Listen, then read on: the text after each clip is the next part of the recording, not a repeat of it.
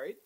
For the benefit of the citizens in the gallery tonight, we let you know at the start of the meeting that these proceedings are webcast live onto the internet and recorded on YouTube. We let you know that at the start of the meeting so that you are aware that the comments you're making are in the public domain and have legal ramifications. Are there any disclosures of interest tonight, councillors? Councillor Howard? Thank you. I declare non-significant non-pecuniary interest in item 2, Local Traffic Committee meeting 15th of May, and item 3, Local Traffic Committee 19th of June and 17th of July, as I work in the Ministerial Office of the Minister for Transport, who in her capacity as the member for Summerhill as a representative on the Local Traffic Committee. I will remain in the meeting during discussion and voting as the vote of the state member is exercised through a representative. Okay. Any further disclosures? Councillor Shetty? Yeah, I too would like to declare a non-significant, non-pecuniary interest in the same item for the same reasons. If you'd like me to do that, I can. So. You're just required to table them with the officers. Have they got the wording that you'd like to use? Yes, thanks. Great. Any further disclosures? Councillor Lockie? Yep, I'll declare the same conflict that I had last time, a significant non-pecuniary interest in item 35, the notice of motion Newtown Festival, as I work at the City of Sydney in the Office of the Lord Mayor, and I'll leave the meeting during discussion and voting for this item. Okay, thank you for that. That's 3 disclosures. Any further? Okay, Councillor Stevens will move the acceptance of those disclosures, seconded by Councillor Smith. All those in favour? Against? Declare that carried. We'll move on to a moment of quiet contemplation. I'll ask you all to please join me in that.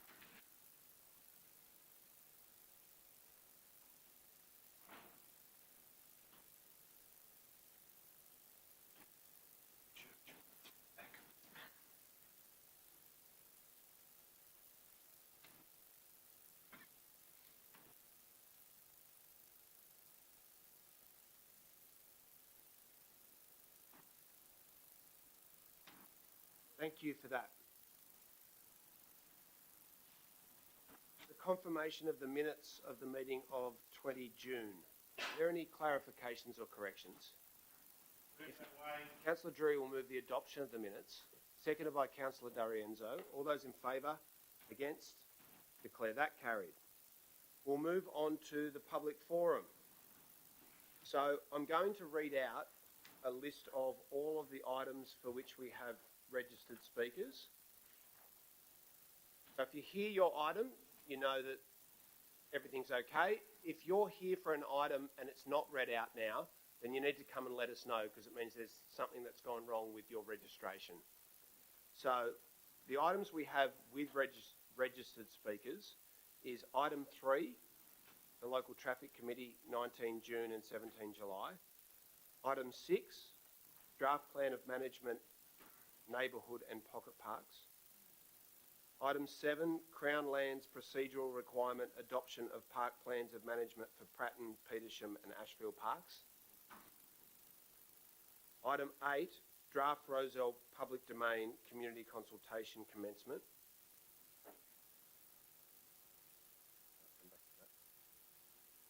Item 11, 387 to 389 Illawarra Road, Marrickville, Works in Kind Agreement. Item 39, Notice of Motion, White Bay Cruise Ship Terminal Impacts. And I'll just note that we have 5 speakers for that item, but the Code of Meeting Practice allows for 3 speakers for and 3 speakers against. There's 5 who are in favour of the motion, and so I am going to ask if they know each other now, just to get together and work out whether 3 of them could represent their collective views rather than 5. Mr Mayor, I'm just wondering that we only have 2 items tonight where there's more than 3 speakers, and there's not a lot of speakers. I'm sure residents would appreciate it if we would increase the numbers for tonight. Let's have a go and see whether, I'm sure that it's not a complicated motion, so it might be possible that 3 people are able to represent the views of all 5, so I'll just ask them to collaborate and see whether that's possible. If there's 5 different things that need to be raised, excuse me, if there's 5 different things that do need to be raised, then I'm open to considering that once they've had a discussion amongst themselves. Just trying to adhere to the Code of Meeting Practice, as I'm sure you are as well. Yep. Item 41, Affordable Housing Fund and Land Audit. Item 52, question on notice, aquatic centres. Now, just clarify, is speaker able to register to address a question on notice? Yes. Okay. Item 60, notice of motion, no step access from Esplanades and Escarpments to Elliott Park. That's it. Is there anyone who's here to speak tonight whose item wasn't listed? No? Very good. I'll deal with that in a moment. Okay, we'll go to item 3, Local Traffic Committee. The first speaker is Fergus Majid of Lilyfield. Hi, can you all hear me okay? Yes, we can. Okay, thank you for having me today. I really appreciate your time. I have about 3 or 4 points I'd like to make in my 3 minutes. Well, firstly, to recap, my problem remains since the first time I met you all. The access to my garage is frequently blocked with vehicles of non-residents, tradies, and neighbors poorly parked at all times, sometimes overnight. Secondly, our ask is not to block a whole parking space opposite our garage, but only as much as is needed for us to back our car out and back into a garage space. So I'd like to reiterate that. Whatever those measurements look like, I'd like the council to revisit it, but we're not trying to take up a whole car park space. We understand Inner West has limitations with parking and we don't want to inconvenience anyone. Thirdly, the wider part of Perry Lane has a standard no parking at any time rule. I think that could be revisited as well and considered by the council of what we could make a more friendly, balance for the whole of Perry Lane and not just a part of it, which benefits from no parking. Thirdly, alternatively, I'm happy to discuss with the neighbors and a mutually agreeable path forward that helps us get access to and out of our garage and also allows our neighbors to park and, coexist happily. I'm happy to see how we can discuss that. But I'll stand firm on my stance on being able to have that space for my garage but not being blocked. And yeah, there is a tree opposite our garage that also is a hindrance. I've been notified by the tree council that it will be removed, but there's been no notice there. That's something that's a bit of a spanner in the works. I just thought I'd mention that, but those are the 4 points I'd like to make in favor of a no parking sign. Thank you very much for that. The next speaker is to item 6, and that is Durate Janavicius of Haberfield. Thanks. Will I use this? I'm speaking against the proposal to convert Hawthorn Parade Reserve 284 to an entire dog off-leash park. This is a significantly sized space, 1,500 square metres, entirely enclosed by neighbouring gardens. It's accessed by a narrow, barely noticeable laneway closed off by a high mesh gate. In the past, it was a very popular park for families with young children because it's safely tucked away from road traffic and passers-by. In fact, it's so tucked away that locals have always called it the secret park. For some time, the access gate was locked. It's still locked daily at sundown, but gives every appearance of being locked at all times. There's a chain and padlock very prominently displayed. This park dropped out of use when access and amenity declined. Council failed to maintain the space, including mowing the grass, and signs appeared forbidding any ball play. Converting this rare enclosed space to an off-leash area when an existing generously sized dog park at Cafe Bones is only a few minutes walk away. I walked it the other day, 5 minutes and 25 seconds. It seems unnecessary. The Richard Burden Reserve Playground, the same distance away, is a very popular park with families for play at all times and young children's birthday parties on weekends. However, it's bounded on 2 sides by shared footpaths, cycleways, and by Hawthorn Parade with its ever-increasing traffic. So, rather than use this space as a dog park, let's use it as an off-leash children's park, where families with young children can relax and play in a safe and closed space. failure to turn this area into a child-safe area would be a missed opportunity for the growing number of families with young children in the Inner West. Thanks. Thank you for that. Item 7, Rick Wade of Croydon.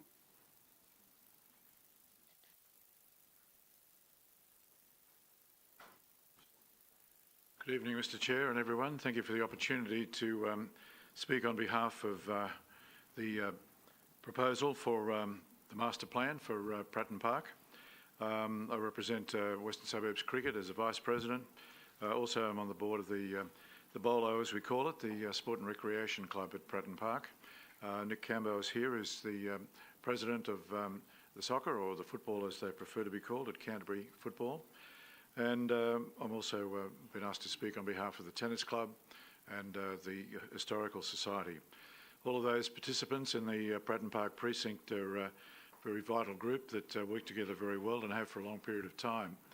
Obviously, it's those groups that keep the park vital, and the community also have the great opportunity of what really is a great green space, an oasis in the middle of Ashfield.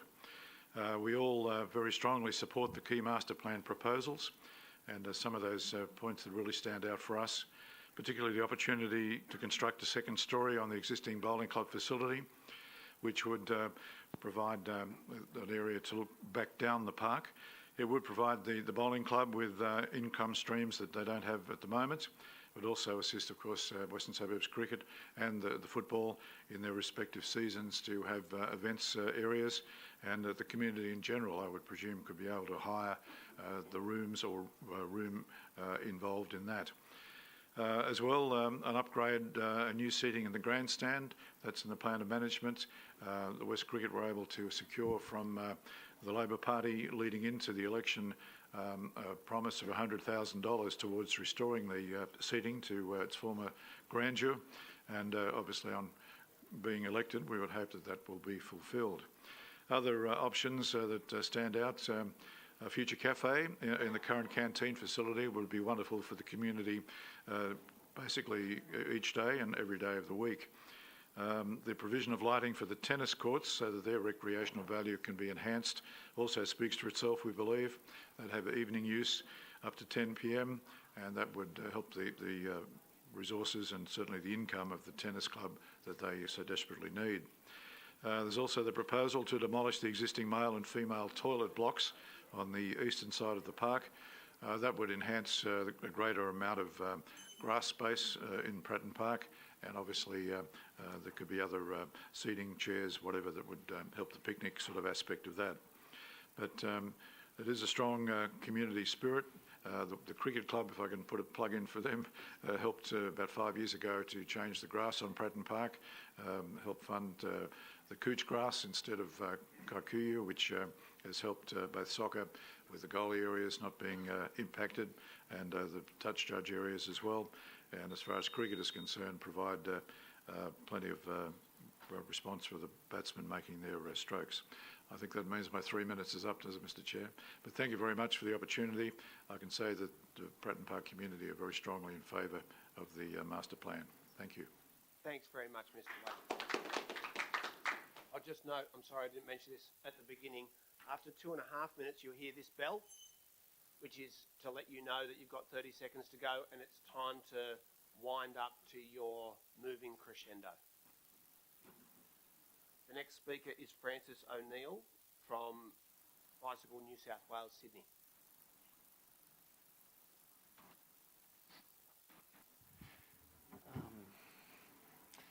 All right.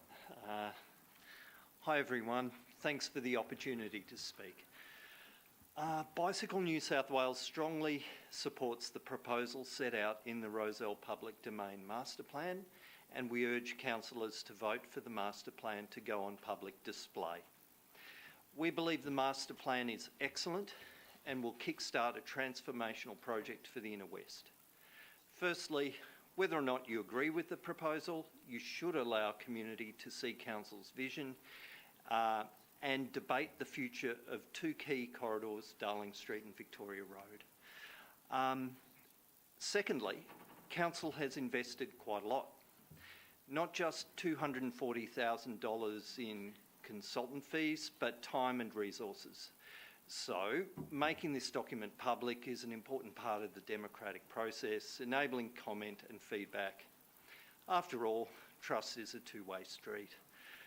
But Victoria Road is a 7-lane traffic sewer and a hostile environment for bike riders, pedestrians and businesses, just like Parramatta Road is. Whilst Transurban's outgoing CEO boasted a 289% toll and congestion bonanza, WestConnex came at great social, economic and environmental cost to residents and businesses. The Masterplan presents an opportunity to give something back. It promotes a sustainable environment, active transport and a green connected space for community to enjoy and create wealth. The Masterplan details what the future public realm could look like.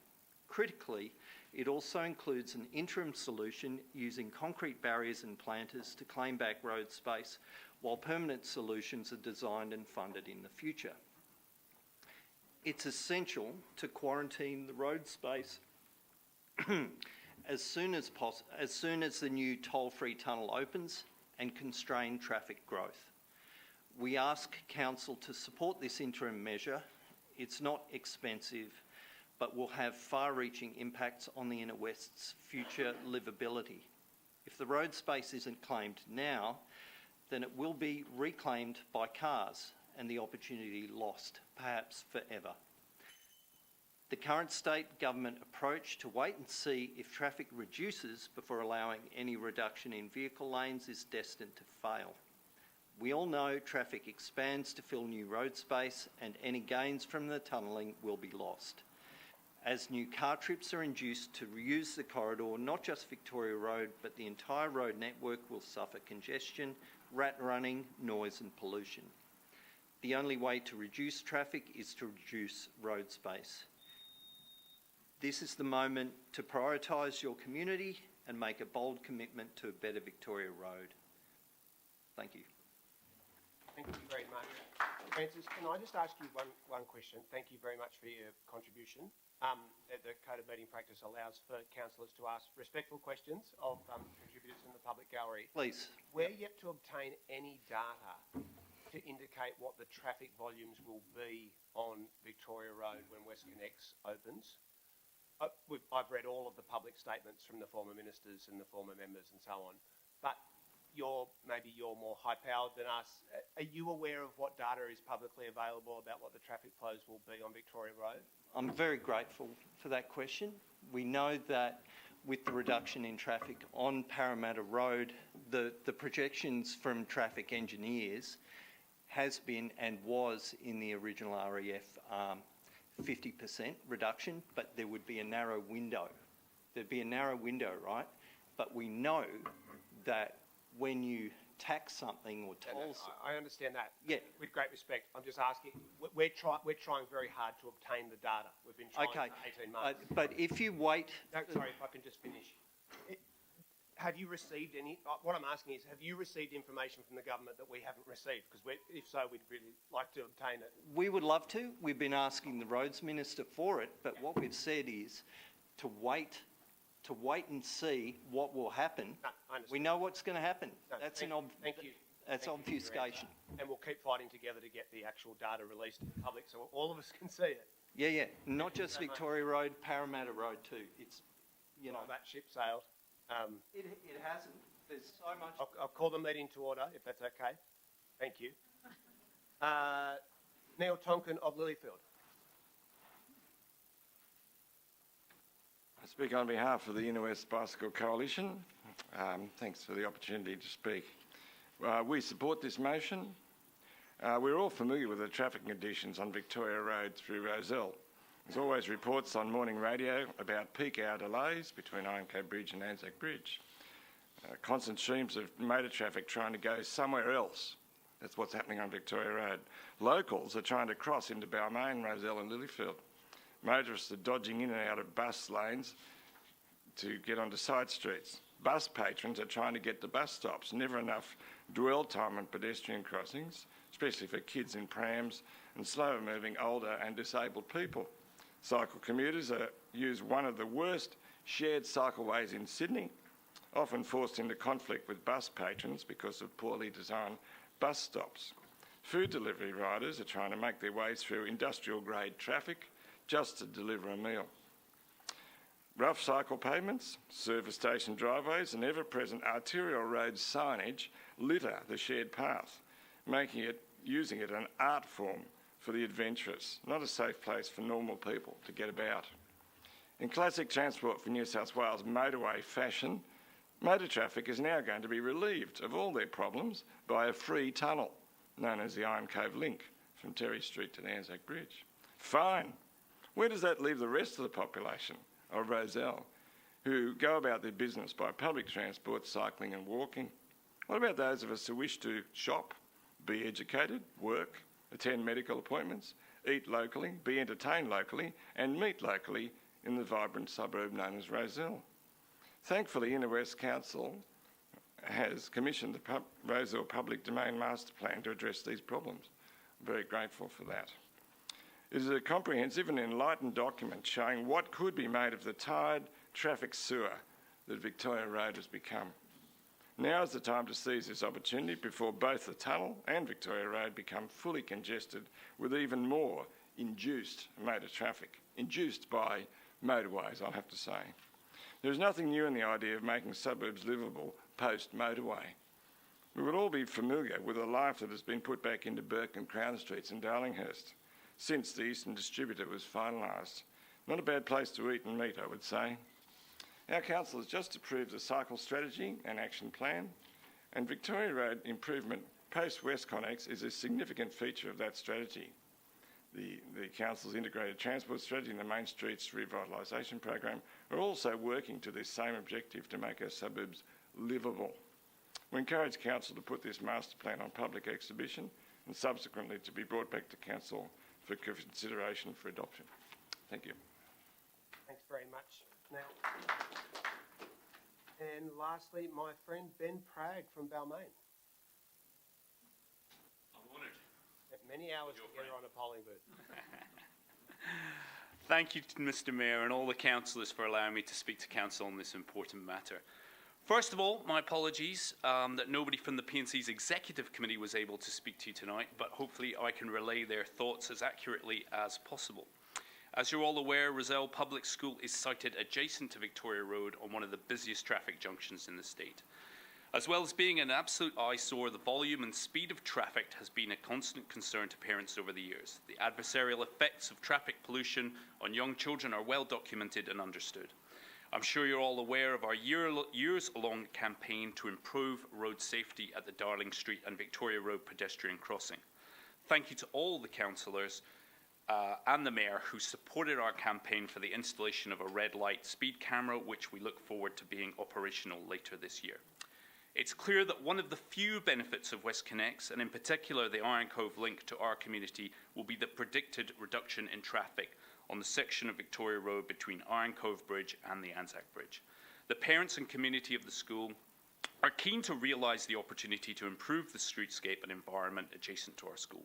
We believe that the narrowing of the road and the encouragement of active transport can only have a positive benefit to the children and community as a whole. We would like to thank the council, all the council and the Mayor for pushing the state government on this issue and preparing this draft master plan. The parents and carers at the school are very much looking forward to seeing the proposals being on display for feedback in the near future. So I would urge you to adopt the motion. Thank you again for your time and all the hard work supporting and improving our community. Thanks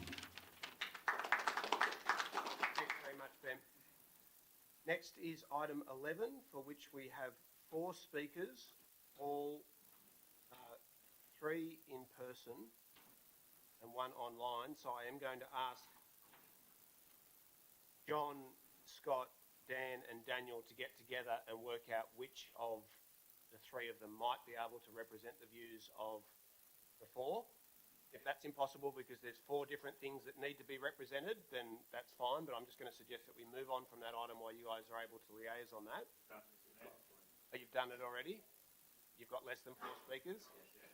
Great. Who's first? Dan McKenna. On you come. Dan. Hello, can you hear me? Yes. Okay, amazing. All right.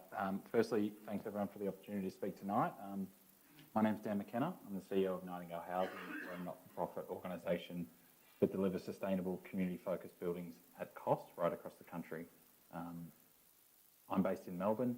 We began in 2017. We delivered our first building, which I'm sitting in at the moment, which was one community of 20 apartments. Fast forward to now, and that number has just passed over 1,000 apartments. Our message and what we do has resonated with people all over. We're pushing to shift the narrative on housing in this country. For us, housing should not be treated as an asset, but as a human right. We continually strive to deliver robust, safe, cost-effective buildings for people to thrive in. We've completed projects all across Melbourne, regional Victoria, Western Australia, South Australia, and very soon we're going to add New South Wales to this list. People have continually asked us, why aren't we in Sydney? And sadly, our response has always been the same. We look for sites in existing suburbs that are well serviced by public transport, schools, shops. And for us in New South Wales, that could never work. That was until we partnered with Fresh Hope Communities, who are a New South Wales-based, not-for-profit, registered affordable housing provider who've been in operation in New South Wales since 1891.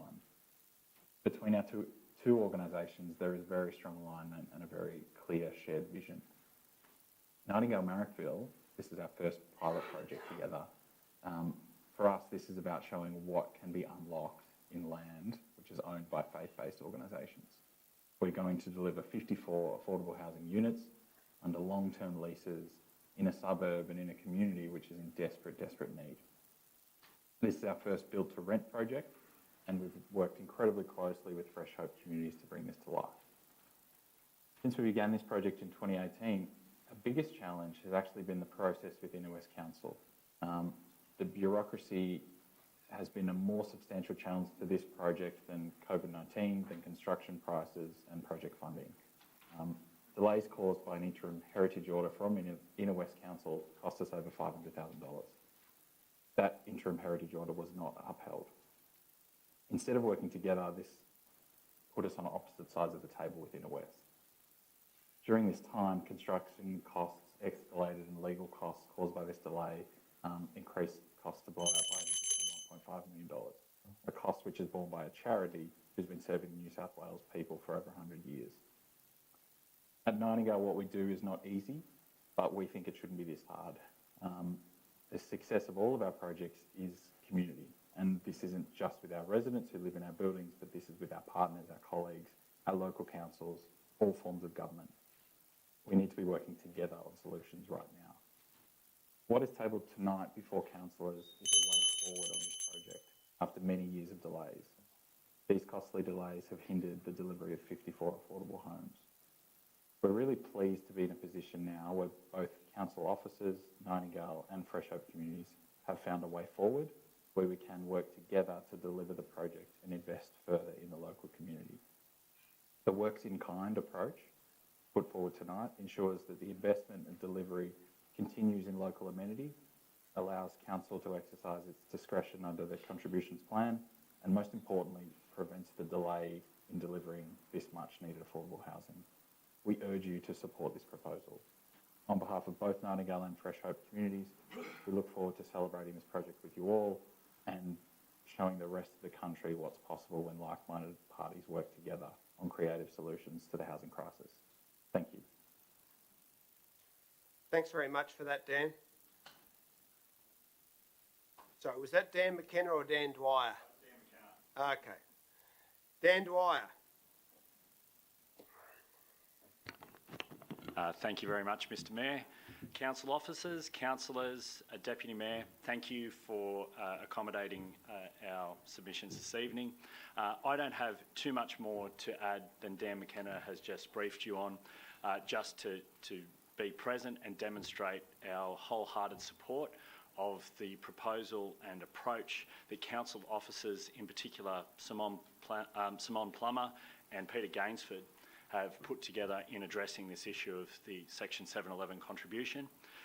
Both Fresh Hope Communities and Nightingale Housing are not receiving any government funding or support for this housing project. So this is being funded, we're not receiving NIFIC funding, this is being funded from our own balance sheet. It's truly a pilot to demonstrate what can be done with surplus land that is no longer, that is housing buildings and establishments that may not be fit for purpose in communities that they have been long-standing in. And rather than selling the asset and redeploying that capital, continuing to invest in the communities that originally sacrificed and invested in those assets. The Works in Kind agreement that's before you tonight is a way forward for this project and for us in providing that affordable housing on Illawarra Road in Marrickville. I urge councillors to support that Works in Kind agreement approach and the subsequent recommended delegation to the General Manager, and thank you very much for your time and the support that we've received from a number of councillors and council officers. Thank you. Thanks very much. So we've got one speaker left. Is that person Scott Griffiths or John Engler? John Engler. Okay, John Engler of Darlinghurst. John. Thank you, Mayor. Thank you, Council, and thank you for the opportunity. I'd like to acknowledge the traditional owners, of course, of the land on which we meet, the Gadigal people. Shelter New South Wales, of which I'm the CEO, strongly supports and has done for a number of years this particular development. Not only this particular development, but what it represents. It's emblematic, to be frank, of the way forward. So Shelter, for those of you who don't know, advocates for more social, affordable and specialist housing where the market falls short. So when we often asked, what does good affordable housing look like as a concept? This is the one that comes to mind. So this one that we've been chasing for a couple of years now, not only is it good, we often say this particular one, New Illawarra Road, Marrickville, is as good as it gets. 55 or so units available for people in perpetuity. So not for 10 years or 15 years, for the whole length of the time. Not 10 or 15%, but all of it, 100% available. And one thing that we like to say and point out, this is aimed at the very people who would be already living in Marrickville. We're not talking about importing people in. This is aimed at the people who are already in the community. This is for our community here in the Inner West. One of the things I also like to say about this particular proposal is, it is significant. No houses were harmed in the making of this. No houses were harmed. We often have to look at what is the net, and often a negligible net number of houses that result. This is all uplift. This is a good news story. So again, not only are we happy to support this, and in fact the Works in Kind agreement that's being proposed tonight, we're happy to support this because it's not just good, it's as good as it gets. So I think from our point of view, anything that can demonstrate not only that the proponents here are not only not foe, but are indeed friends.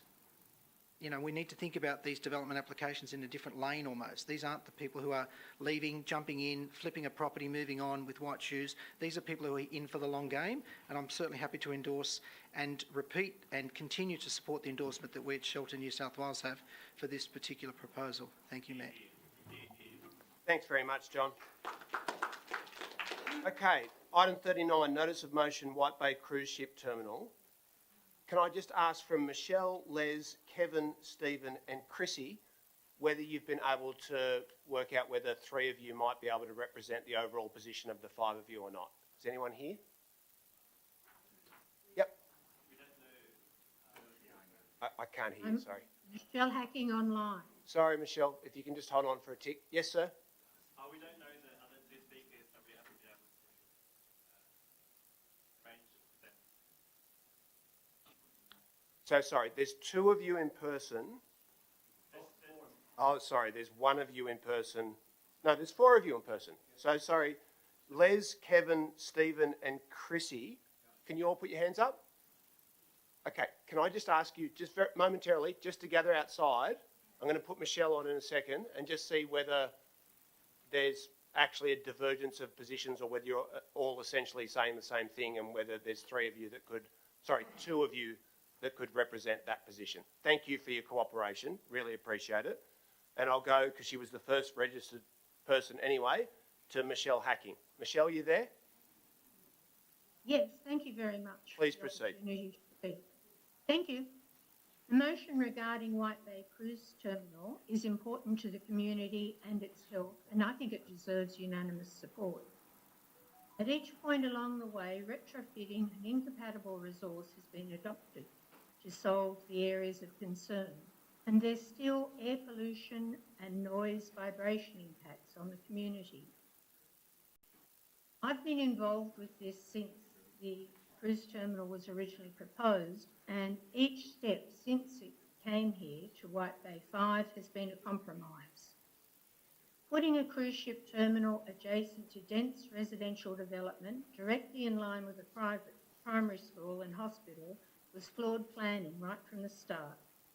The parliamentary inquiry in 2015 recognised all of those concerns, particularly recognising the impacts from toxic fumes and the amenity impacts from the noise and vibration caused by the turbines while ships were berthed. A number of changes have been made which have assisted but not solved those basic health problems.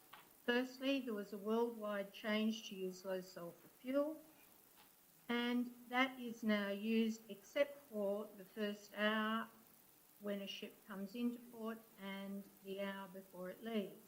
Those toxic fumes are still filling our atmosphere, and that is unacceptable for health in the community. Another change which Ports Authority, and I'm the White Bay representative for the CLG, introduced was glazing. Now, as a resident close to the terminal, some properties were offered glazing, and that's a difficult choice. If you had your property glazed, that meant that you were trapped inside, and theoretically the fumes and noise were locked out. Most of our cruise ships, the bulk of visits come between spring and summer. That's the very time when people want to be outdoors. It's not a time for locking your house away from the cool breezes, the time when you would prefer to be outside enjoying the atmosphere. You're trapped by the dangerous fumes which affect lungs, hearts and brains. To alleviate these long-term impacts across the wider community, shorter ship power has been promised. We need a definite timeline for when the shorter ship power will be introduced, and it needs to be mandated. The ships that come into White Bay 5 are older ships. New ships are too tall to get under the harbour bridge. So there could be ships that aren't worthy of the cost of refurbishment that will be docking right here next to the residential area. We also need to think about the disturbance from ships, the noise controls that have to be introduced, that we need to be have an improved protection from. The next issue is White Bay 4. It's not being used regularly, and at Ports meetings we've been told that revenue has to be a main concern for Ports Authority. It isn't feasible to put shorter ship power at White Bay 4. Other uses are to be suggested, and I really encourage the community and particularly our council representatives to get involved in the process of recommending what else could be done at White Bay 4. We have to remind them about the impacts of cruise ships on the local community. Air quality and noise controls are essential for our well-being. We need an up-to-date timeframe for shorter ship power and the future conditions of use that our representatives, that is the council, should be making. So please support this motion. Thanks very much, Michelle. Can I ask whether Les, Kevin, Stephen and Chrissy are back in the room? Yep. Have you been able to work out between you which of you would best represent your views? Yes, the three of us. 3 out of the 4. Okay. I'll move that we suspend the code of meeting practice to allow for a third person to speak in favour of this motion in a sign of goodwill to Councillor Stamos. And I'll ask whichever Les to come forward.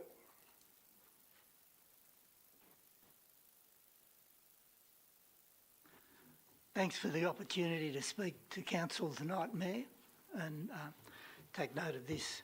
The noise modelling of cruise ships, when it was initially done by planning, was estimated to be 10 dB quieter than what the cruise ships actually produced at that time. The evidence is still available.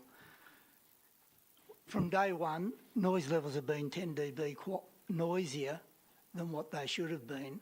And then what planning did was that it adjusted the industrial noise policy to allow another 5 decibels on top of that, so that the noise problem has been exacerbated continually over the whole time. The previous Liberal government provided for shore power, said they would commit to shore power, but no timeline was specified. No requirement was placed upon berth for cruise ships. No requirements have been placed upon EPA licensees using berths for as pollution reduction programs. Berth 5 is not subject to EPA licensing. It's purely subject to ports control.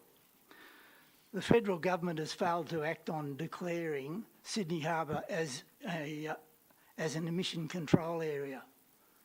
Inaction on that has meant that there's no requirements on NOx emissions from cruise ships nor other vessels.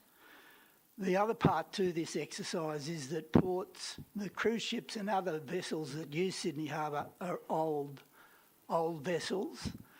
Old vessels under the International Maritime Organisation requirements are exempt from the most stringent levels. So even if you get low pollution vehicle, whatever the current fleet of vessels are using ports, the ports there, they'll always be high pollution vessels.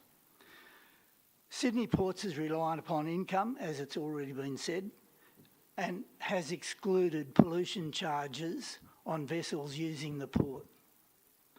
It would be appropriate that ports could apply pollution charges, both NOx and SOx, and that would deter the high polluting vessels from continuing to use the ports. The NEPM air pollution goals, which is a national environment protection measure for air quality, the criteria for SOx, NOx and particulate matter have been reduced to from where they were when the port was approved. The NOx and SOx, NO2 and SO2 emission levels are 1 hour, which means that cruise ships using the changeover of 1 hour to go over from shore power to turn over to shore power are run out of time. And Mr. Johnston, your time has expired. Thanks very much. Thank you. Our next speaker is Kevin Crawshaw of Birchgrove.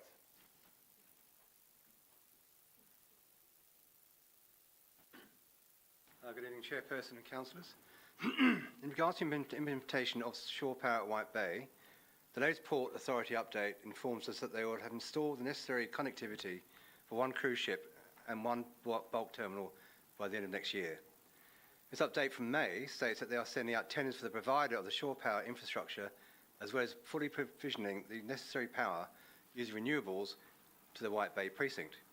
This update is 1 year from the announcement and highlights there is no complete energy supply and no chosen supplier for the necessary equipment. At this time, we're also unaware of any firm plans for White Bay Berth 4, which has already been covered. And this concerns us or confuses us because White Bay 4 is only going to be used really for bulk or cruise ships. That's almost a definite. So it's very odd in our view that there's only going to be 1 bit of shore power connectivity there. The major bulk and cruise shipping companies that use White Bay have all signed a letter of intent, saying that they intend to ensure their ships will be fully equipped in time for use when the first berths come on stream by the end of next year. So a major concern, and worry for the whole community, as witnessed by the signing of the petition of over 3,700 constituents of the council area, that we are still looking for any commitment to mandate the use of shore power by all cruise ships that wish to use White Bay. Without such use being mandatory, then the toxic pollution across all the council area and wider Sydney will continue. This is all very promising, but it definitely needs to be enforced. We have observed how supportive Randwick Council has been in supporting their local community's concerns when there were initial plans drawn up for a cruise ship terminal in Yarra Bay. For 5 years, the council provided support to their community for investing significant monies, up to $50,000, in funding an economic and environmental study as well as lobbying both state and federal governments. Randwick Council, which, like the Inner West Council, is made up of a large group of councillors of all political persuasions. They could see the potential toxic impact that cruise ship emissions would cause across their whole geographical area of responsibility, from Port Botany to Centennial Park. They chose to act and support their community, which surely helped persuade the New South Wales Government to decide not to proceed. We are looking for similar support in providing much needed access and lobbying to both the state and federal governments. As a community group, for 10 years we have been waiting for the simple measures that will help protect the health of our community. Still today, a ship at White Bay cannot plug into shore power, but keeps its engines running the whole time it's at berth, sometimes for days on end. It is literally making us sick. Enough is enough. We know that what the solutions are. We just need the will of all levels of government to make it happen without further delay. And councillors, your voice matters. Thank you very much.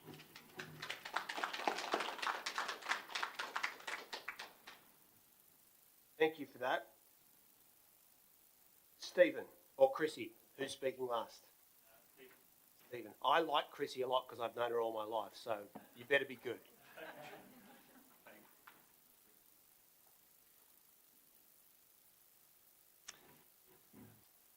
4 months ago, I signed a petition asking authorities to help make our air safe to breathe. Just like the other 3,700 residents that signed it, I was shocked to learn that shore power would not be implemented as was promised to us all that time ago. My 2 young children have grown up and lived most of their lives under the radius of the fallout from the cruise ship's funnels. From the flat where we live, to the parks where they play, to the daycare centre and now primary school which they attend, if a cruise ship is in dock, then most of the breaths that they can take will consist of diesel particulate matter that would not be permitted by law in any workplace in Australia. Gladstone Park is still one of my favourite places in the whole entire world. Something about the mix of sunshine, people, pets and the Moreton Bay fig trees just make it idyllic. Even more so with the sounds of the kids of Balmain Public and Father John Terry playing. Unfortunately, from September to April during cruise season, there is a good chance that your senses will also be assaulted by the acrid telltale signs that a cruise ship is parked less than 500 metres away. It's no longer idyllic when you think about what we know about developing lungs and the effect that diesel particulate matter has on them. There's a high probability that some of these 600 or so kids will develop life-threatening conditions as a result of that smell. It may not be for another 10, 15, 20 years. Whose kids will they be? I don't know. But why are they even making us play this lottery? Why aren't they trying to protect them? Why are we left to hope that the wind changes and carries the megatons of this crap to Glebe or Pyrmont or who knows what other part of Sydney so they can suck it up instead?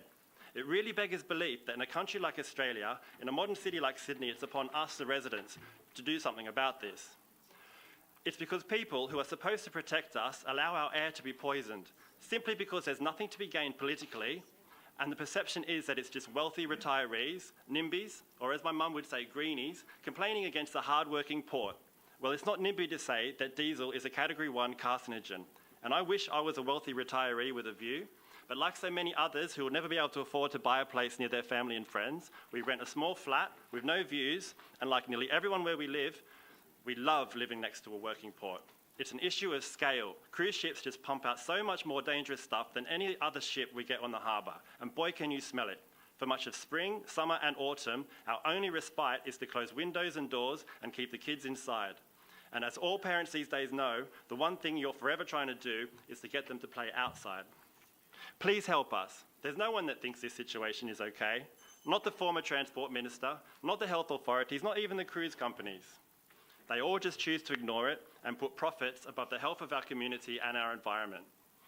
There are thousands of us clinging to the hope that today you will help make our air safe to breathe. What possible reason would you have not to? Thank you. Thanks, Stephen. You lived up to expectations. Item 41, David Collins-White of Croydon.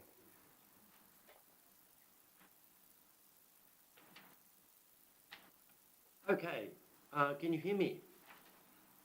Yes. Hello? Great. Thank you for the opportunity to address this motion, and thank you to all the councillors.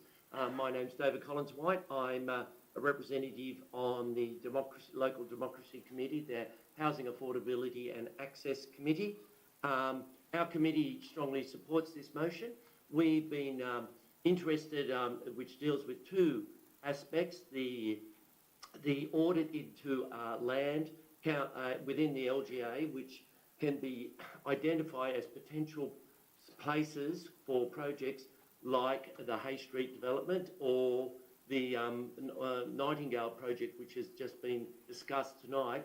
And we've been talking about this for the last 18 months. The previous committee also put ideas to council about this and to the officers within the planning.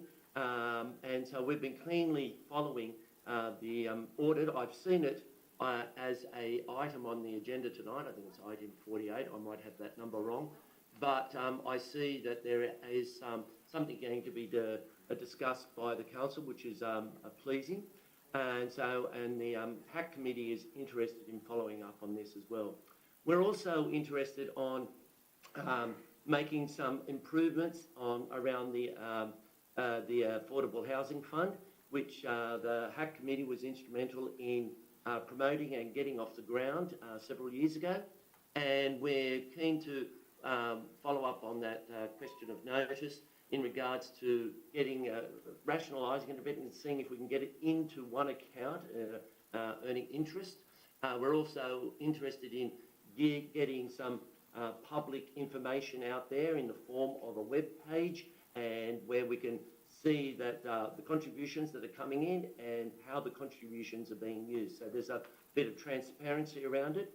And we're also interested in partnerships with neighbouring councils and Resilient Sydney. We had the privilege of being addressed by the Chief Executive Officer from the City of Sydney Council, Monica Baroni, and she expressed that to us when she addressed our HAC meeting at our earlier meeting this year, that looking for potential collaborations around affordable housing. So our committee is very supportive of this motion, just to assist with finding out more, identifying through the land audit for potential affordable housing projects, and to improve the operation of the Affordable Housing Fund. Thank you. Thanks very much, David. Our next speaker is for item 52, and that is Elizabeth Birch, in person. Thank you. Thank you for the opportunity to address Council regarding Council's response to Councillor Shetty's questions lodged on notice at the last Council meeting regarding aquatic centres, particularly in regard to consultation and changes to the timetable. I've been a member at LPAC, Leichhardt Park Aquatic Centre, for over 20 years, and I've taken an active role with two other strong seniors to advocate on behalf of the strong seniors group. The strong seniors very much value the classes for their health and well-being, particularly the cardio component that these classes offer. However, they are angry and frustrated at the cuts that have been made to their popular class despite their complaints to management. Yet Council's response to Councillor Shetty's questions state that where there is strong attendance, demonstrated ongoing popularity of the class, the timetable is not changed. This does not add up. Two popular strong seniors classes were cut for the autumn timetable. Now, the remaining strong seniors classes are booked out within 1 minute of the booking system going live for that class. There is a significant unmet demand which management has failed to measure or address despite members constantly bringing this to their attention. Over the last 6 to 9 months, there's been deterioration in the consultation process occurring between members and management. There was no formal consultation set up for strong seniors to attend prior to the introduction of the autumn timetable. When I asked about this to Katie Pellegrino, her response was there are biannual engagement meetings scheduled for seniors. The first meeting of the year has just been announced last week for August. It's probably close to a year since the last one.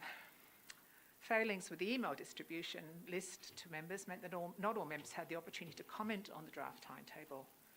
I attended the Inner West Local Matters Forum on the 28th of March and raised my concerns regarding lack of consultation with Simone Plummer.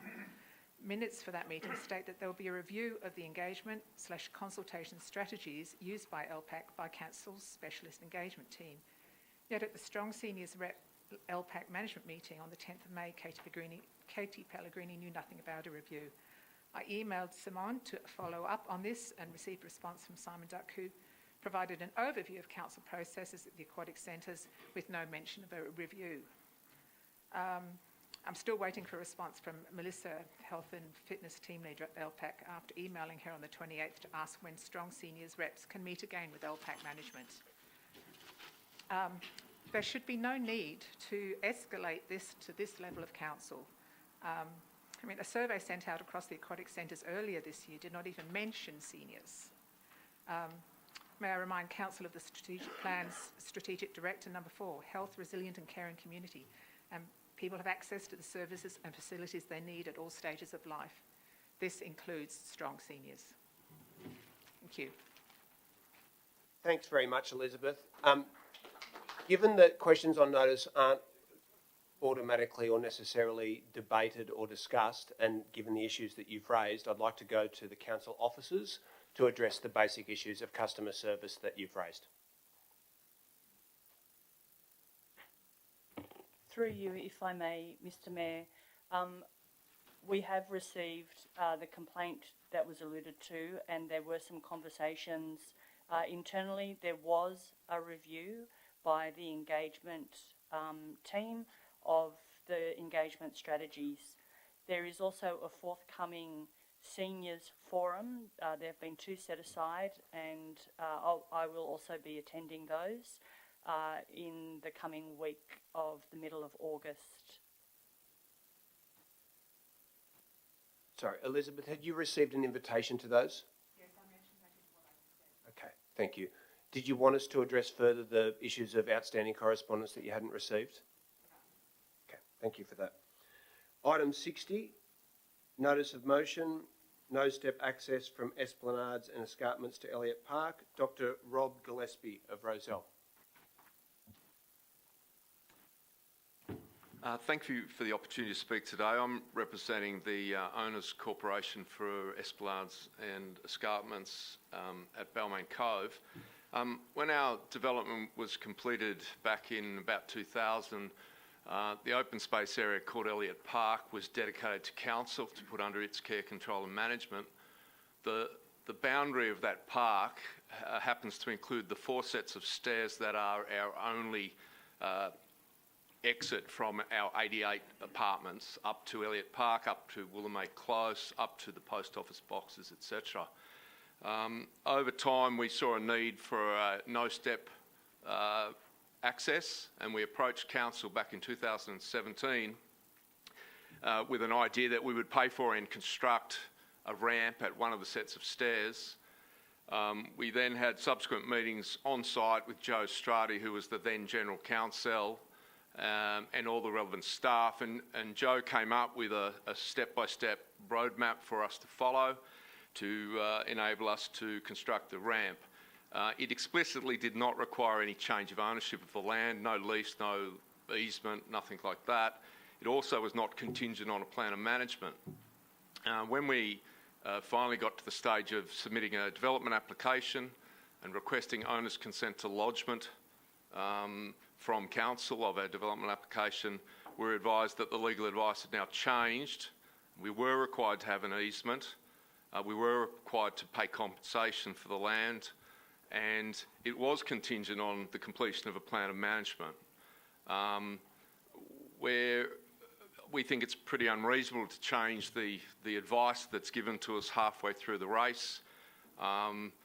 It has massive implications for delays, and it doesn't just affect our aged and disabled who struggle up those stairs every day, but it also has consequences for council who bear the liability for any accidents that occur on those stairs. So we would strongly request that council just abide by the original advice it gave us. Let us follow the Joe Strati roadmap that was given by council's own General Counsel, which would allow us to submit our development application and get this thing built as soon as possible. Thank you. Thanks, Dr. Gillespie. The next speaker is Professor William McCarthy of Rozelle.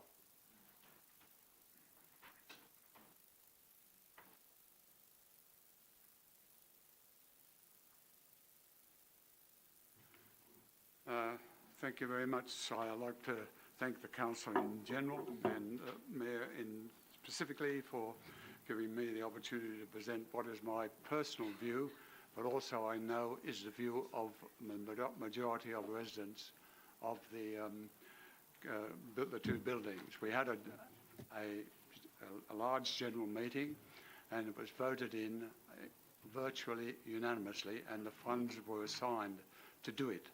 We then proceeded. So we are in a situation now where it is needed to go ahead. I'm going to speak briefly to the letter I sent to all the councillors, not to reiterate what is in there about my own personal disability, but to tell the council that my disability is not rare. It is in fact very common, so much so that there is now a group of physiotherapists in the community who specify themselves as vestibular physiotherapists, because you know the name of the fancy name of the condition is vestibular ataxia. So it is age related. So there's no doubt that the number of people that I might represent personally will get worse, get more of them as time goes by, because the population is ageing. So apart from this fancy name, older people know they have a balance problem, or many of them do, and they know it's getting worse. My second list of comments is based somewhat on my career. I was an academic surgeon at the University of Sydney, Prince Alfred Hospital, Sydney Hospital, and a researcher and a fundraiser. So I had a chance to learn something about decision making in all those areas. The things that come out of each of these I'll mention very briefly. In education, you need to present ideas, opinions and procedures that are based on truth and fact. We have received nothing that tells us that the council needs to wait for the plan of management. The council now has the authority to let us proceed when we are all ready to go. So we have the funds, we know there's no impediment to it, and we should be able to proceed. As a surgeon, I'll point out the fact that there's one thing about surgery that people know. There's a principle that says, first of all, do no harm. Well, we've been looked very hard to see if there was any harm, any disadvantages to this ramp, and we found none, except that a delay seems to be created by a non-factual opinion that a plan of management is needed and we have to wait on the Pocket Park document. We looked at the draft of the Pocket Park document, and it's just been produced, and maybe all councillors... Professor McCarthy, I'll just let you know that your time has expired. Okay, well, I'll finish up by saying I think there's plenty of evidence from the material we put in that this the motion should be approved. Thank you. Thank you for that. Our last speaker for this item is Desmond Kennedy of Roselle.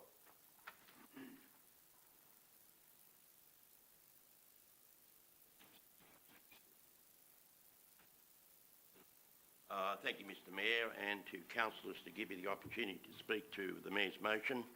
I'm a retired senior counsel and asked for your support for the Mayor's motion to confirm the legal advice provided to our body corporate by the then General Legal Counsel Joe Strati, to the effect that if the body corporate satisfied a number of requirements spelled out in an email by him to me as the then Chairman of the Access Subcommittee, dated the 14th of May 2018, that at a broad level of principle, no substantive objection is raised by the Council as landowner to the proposal to build a no-step ramp and is allowable.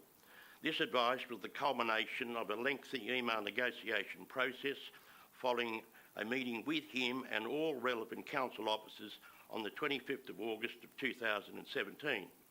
Thereafter, there were a number of emails between us in which he indicated that the Council's Park Assessment Team was not averse to the body corporate's proposal, that the proposal did not change the use of the land, that he saw no problem posed by any provision of the Local Government Act, including the necessity for a plan of management, that an easement would be required, and that a contractual licence to construct the ramp would be sufficient.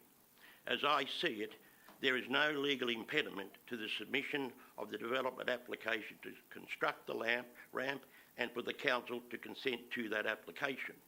The body corporate, in good faith and at considerable cost, have complied with all of the requirements, and from its point of view, all that is required for the approval to be given by the council is to reach agreement as to the terms of the licence to construct the ramp, which ought to be able to be concluded quickly.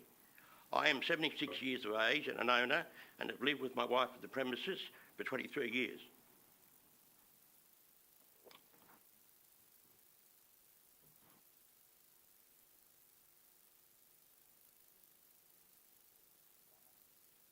In 2015, I was diagnosed with Parkinson's disease, which is a progressive disease. I have significant mobility problems, difficulty with walking, requiring the use of a walking stick, and problems with balance. I anticipate they will ultimately need to use a wheelchair. A ramp will allow me safe access to and from Elliott Park at Willamite Close, which is not provided by the present step access. It is important for me and all the members of the community that the council give its consent to the proposal to allow the ramp to be built as quickly as possible.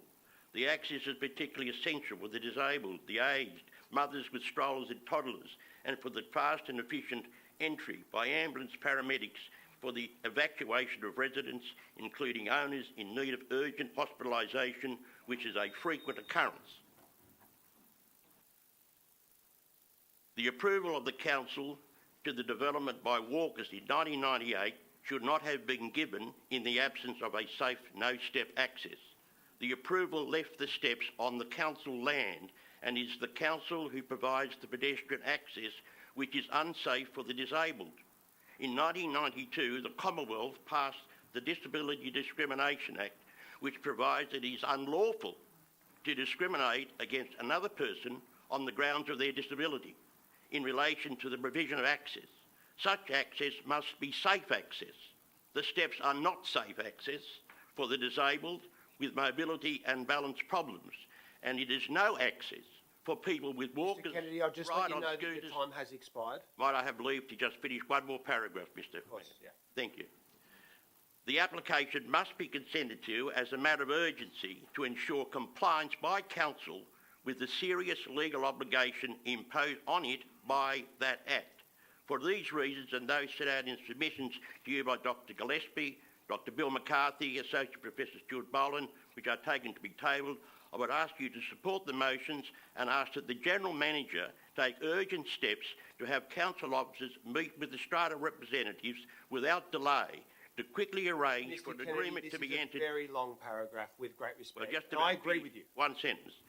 In accordance with the matters set out on the strata advice, and that he directly supervise the process and ensure that the consent of council is given to the application immediately after that agreement has been reached. Thank you for your indulgence. Thanks, Mr Kennedy. Okay, that concludes the speakers from the public gallery. So we'll move on with the rest of the agenda. Now, just to let you know, you're very welcome to stick around for the duration of the meeting, but we do broadcast the proceedings live, and we can't foretell exactly what order the agenda will be dealt with. We've got a huge agenda tonight. So if you wanted to go home and watch it live on TV, you are able to do so.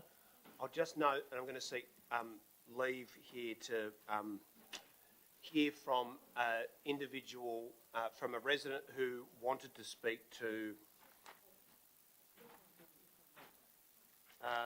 the Traffic Committee minutes of July, who I'd asked to come along tonight because he asked to register after 2 o'clock this afternoon. Is there any objection to that? No, very good. Sorry, please come forward, sir. I thought I'd indicated earlier that if you didn't have your item read out that you should come and let the staff know, but your item was read out and I hadn't put you on the list, so forgive me for that. Do you want to let the councillors know about your concerns? Yes, Councillors, thank you for allowing me to speak. Councillors, I feel very small. I feel insignificant because previous speakers have spoken about Victoria Road and Parramatta Road, and I'm talking about Perry Lane. I'm talking about parking in Perry Lane, ladies and gentlemen. And the Traffic Committee, well, I must say, the Traffic Committee recommended certain parking restriction, and that would actually, ladies and gentlemen, I did send you an email with all my grievance, and I hope you've read it. But since then, I have met with Fedor, the lady who spoke, actually this afternoon.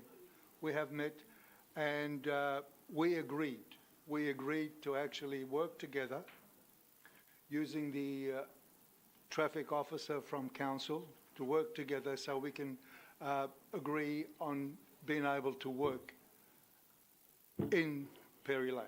So with your help, if you can allocate a council officer, traffic officer, to talk with us, to work with us, we will most likely solve our problems. So, ladies and gentlemen, thank you very much for speaking to me.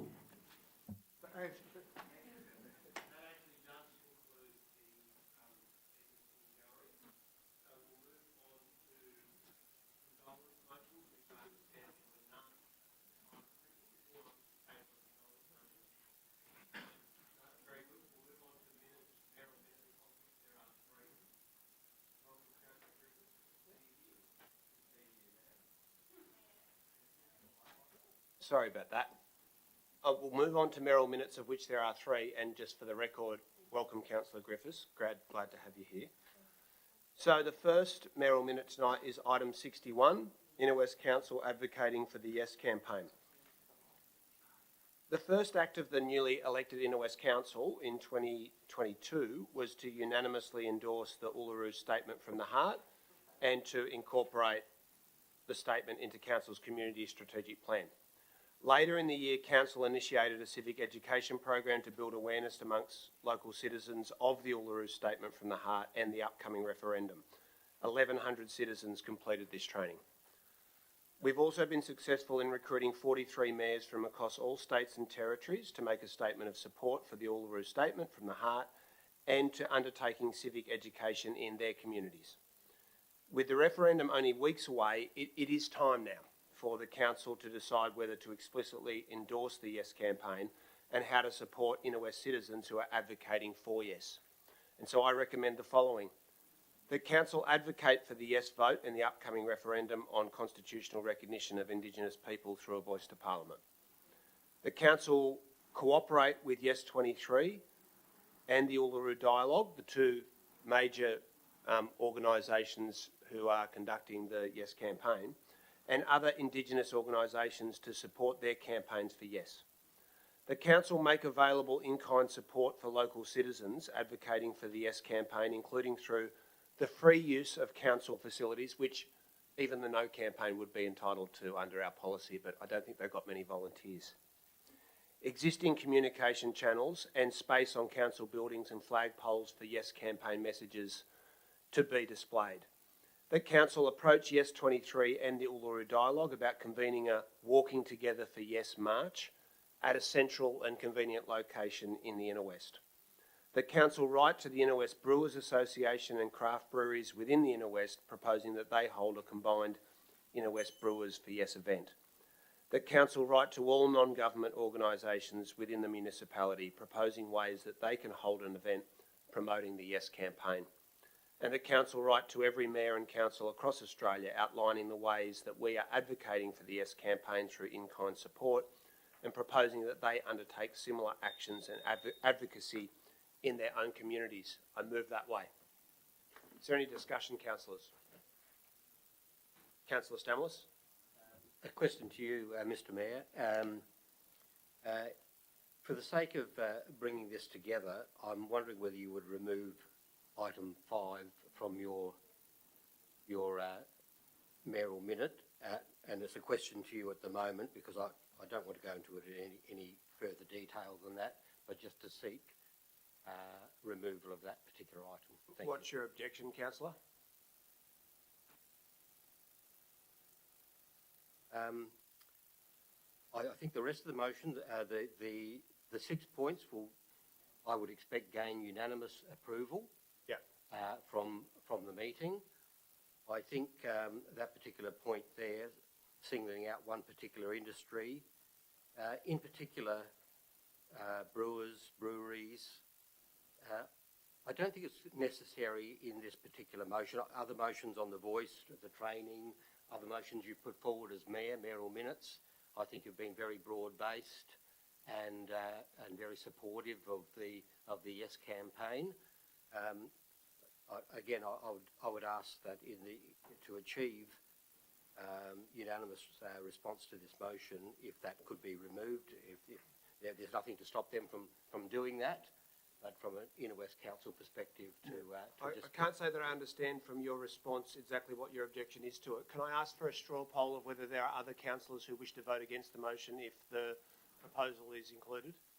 Councillor De Cruz, are you able to explain why it is that you don't wish to propose it to the breweries? Yeah, look, alcohol is a very sensitive issue. Back in 2000, we had a learning circle to discuss reconciliation, and we invited people from the Metro Land Council, and they refused to join us in a drink, and alcohol is a very sensitive issue, so I think 0.5 is actually quite offensive. And I've just finished reading Archie Roche's biography, and that's a very, very sad story about alcohol. So I think including that in is actually quite insensitive and mars the motion. Thank you for that. Any further discussion? Councillor Atkins and then Councillor Lockie. I support what has been said about item 5. I'd have to think seriously about whether I would vote against it if that was still in there, but I do think it's sensitive, including a particular industry that is centred around alcohol. I do have an issue with that in the context of this, but I don't really want to vote against the whole thing. It will be symbolic of the overall challenge that we face if the only comments that people make to this motion are about why they oppose breweries being included rather than why they support reconciliation. So I've got Councillor Lockie and then Councillor Griffiths. I hope it's not 5 speakers in a row against the motion. No. And to be very clear, Just to clarify, I'll just say this in advance. At the Beer, Footy and Food Festival, every single brewery in the Inner West volunteered to put a yes poster at the front of their stall, which I thought was incredibly positive, and I don't believe is a denigration or in any way disrespectful to Aboriginal people, and that's the reason that it's been included. So just if that manages to circumvent a needless negative discussion about why we should vote yes. Councillor Lockie. that may well go part of the way. I just had a question for you in terms of the inclusion of that point. What drove that? Just because, I think others have spoken to their concerns with alcohol, but just we have a lot of industries in the Inner West that we're really well known for. I was just wondering whether there was some discussions that you've been having with breweries that have driven their The volunteers for the Yes campaign spoke to all the breweries on the day of that event, and they were all enthusiastic about displaying their support for Yes. That's the total of the consideration of it. So there's not much more I can say than that. I think it'd be a great thing if such a prominent local sector were to advocate for the Yes vote. Is there anyone who wishes to speak in support of reconciliation and amending the Constitution to recognise Aboriginal people? Councillor Drury. Yeah, Mayor, I thank you for this mayoral minute, and I also thank you for your unswerving, positive leadership in getting a discussion in our community about the Uluru Statement. You have done more than any other mayor in this country to get those discussions happening in our community, to get people aware of what the Uluru Statement is, and to be able to have discussions with other people in wider Sydney about the Uluru Statement. Make no mistake, the Uluru Statement is one of the most significant statements ever made in this country. People are treating this like it's another political issue. It is not another political issue. It is the most fundamental statement which was made by a body that deliberated through a very long and exhaustive process, a body of Aboriginal people who made a very generous gesture to us, and thank you for that. And yes, there has been politicking around this.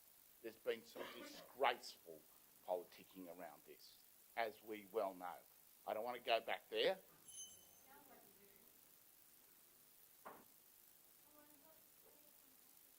I'll ask you to desist from interjecting, please, Councillor Shetty. I believe it is now time for us as a council to take that next political step and to say, yes, we support, yes, and to back the organisations in our community who want to get out and have discussions about this. We do know there is a large undecided block of people in the community. We have an opportunity of making a very significant difference in our community. Thank you. I fully support the motion. Thank you, Councillor Drury. Councillor Griffiths, and then Councillor Shetty. Yeah, I agree. It's crunch time, right? We're on the eve of a referendum, and I think this chance to walk together, we need to take it now. If we're going to get, I guess, other really important reforms for Aboriginal and Torres Strait Islander people into the future. You know, not just the voice, but the Uluru statement in full, treaty and truth. So yeah, I support the motion, and I am willing to support it in full. Not willing, happy to support it in full, but I do think that there probably is some merit to the point 5, and that's, I guess, around the associations between the Inner West Council and organisations which, I guess, their main business is alcohol. And, you know, I think generally, of course, you, Mayor, you know, both of us, for instance, or a number of councillors in a personal capacity could make this proposal to the Inner West Brewers Association. Sounds like something that they would be keen to take up anyway. But I think preferably we should, especially if we're talking about in-kind support, are we talking about in-kind support here to businesses which main trade is alcohol? Maybe that's just something to clarify. Happy to clarify that. Would you like me to address it now? I'll just read the wording. Yeah. Thank you for that. I'll just read the wording to you. That Council write to the Inner West Brewers Association and craft breweries within the Inner West proposing that they hold a combined Inner West Brewers for Yes event. There's no proposition that any council resources will be used. I'm going to express genuine disappointment that such a moral issue has been reduced to this, and I'll delete point 5 from the motion. I think it's really badly reflective on the council that almost all of the commentary so far from people other than the proposer of the motion has been about that. I'll withdraw point 5.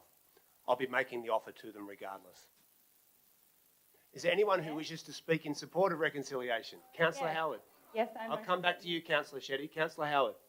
Thank you. I just wanted to speak really briefly to say that, months ago, a number of us attended an organising event where you had lots and lots of local community members come out to talk about how we can engage networks and communities across the Inner West. It was a really powerful event. It was an event that really spoke to the enthusiasm of local people, but also the ability to activate different networks and have conversations across politics. And this issue should really be above politics. And what many of the ideas that came here, including engaging the Inner West Brewers Association, came up at that meeting.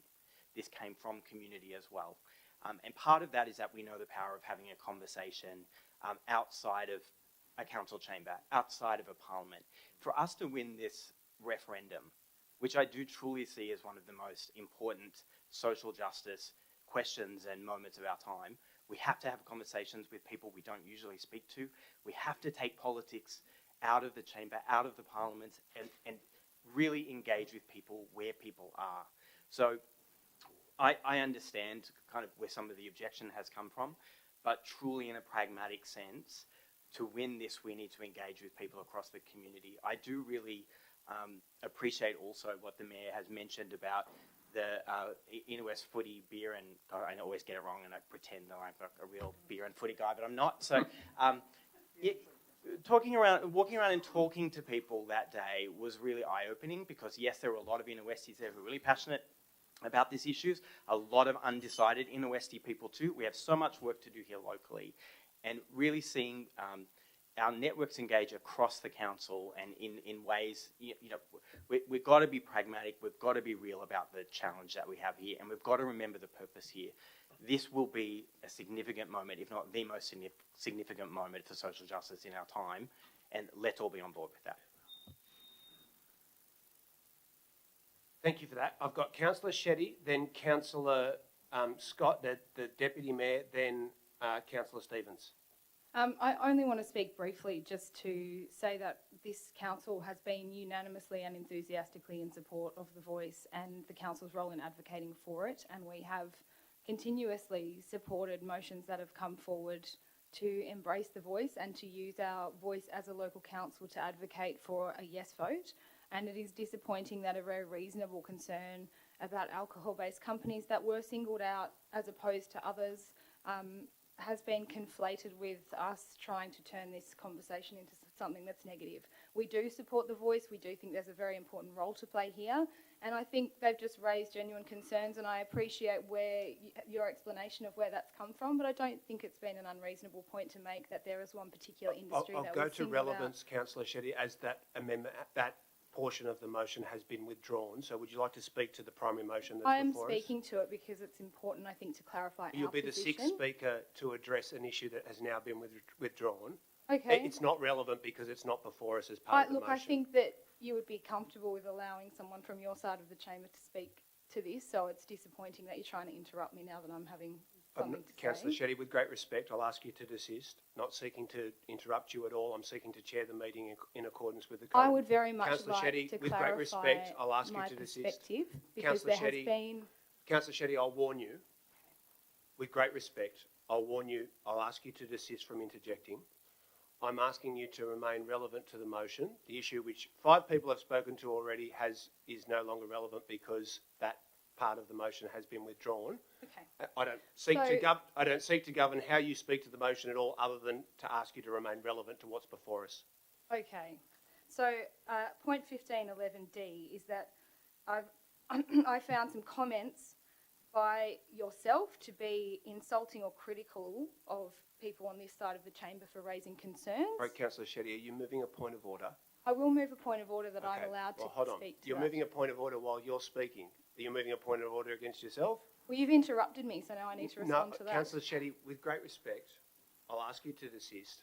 As you know, under the Code of Meeting Practice, I'm required to chair the meeting, and so only when you were interjecting, which has happened several times now during this debate, I've asked you very respectfully and with great respect to desist. Okay. So that's not interrupting, that's my job.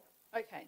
And I'll ask you to continue with speaking to the motion, but it'd be strange if you move a point of order whilst you're speaking to the motion. Maybe conclude your remarks, and then if you wish to move a separate point of order, that would be the most appropriate way to deal with it subsequently. Okay. I'm not sure that's how the Code of Meeting Practice works, but sure. I defer to your knowledge, having been here for a year. Let me have a crack, sure. So I just want to be very, very clear from this side of the chamber that we enthusiastically support the Yes campaign, and concerns that were raised were reasonable, and I think it's risky to try and single out people's behaviour and be insulting or critical in a way that you are implying that people aren't enthusiastically in support of this because of very valid concerns about something that has now been removed. I'll finish. Thank you for your positive remarks. Councillor Scott. Thank you so much for bringing this mayoral minute forward, and I would like to redirect every councillor in this room's attention back to that primary motion, which is putting our weight as a progressive council behind the most important social justice issue of our time. This is not an issue that is about us, our personal feelings, or how we interact with each other, or whether we feel insulted. This is something that can affect every person in our country. And as Australia's leading progressive council, we owe it to our community and the people that voted for us to make sure that we are doing everything we can to ensure that it succeeds. And so I would like to make a very genuine and very open offer to every single other councillor in this room to join me and the local Yes groups, whether that is Inner West for Yes, or if you're on the other side of the electorate, in Reid for Yes. I'm sure they're organising down in the south and the west as well. Get out into your community in an entirely non-political way and join us every single weekend on the campaign for Yes. I would love to see photos on social media this weekend of every single councillor in this room wearing a Yes shirt and putting their personal efforts behind making sure that we get this referendum over the line.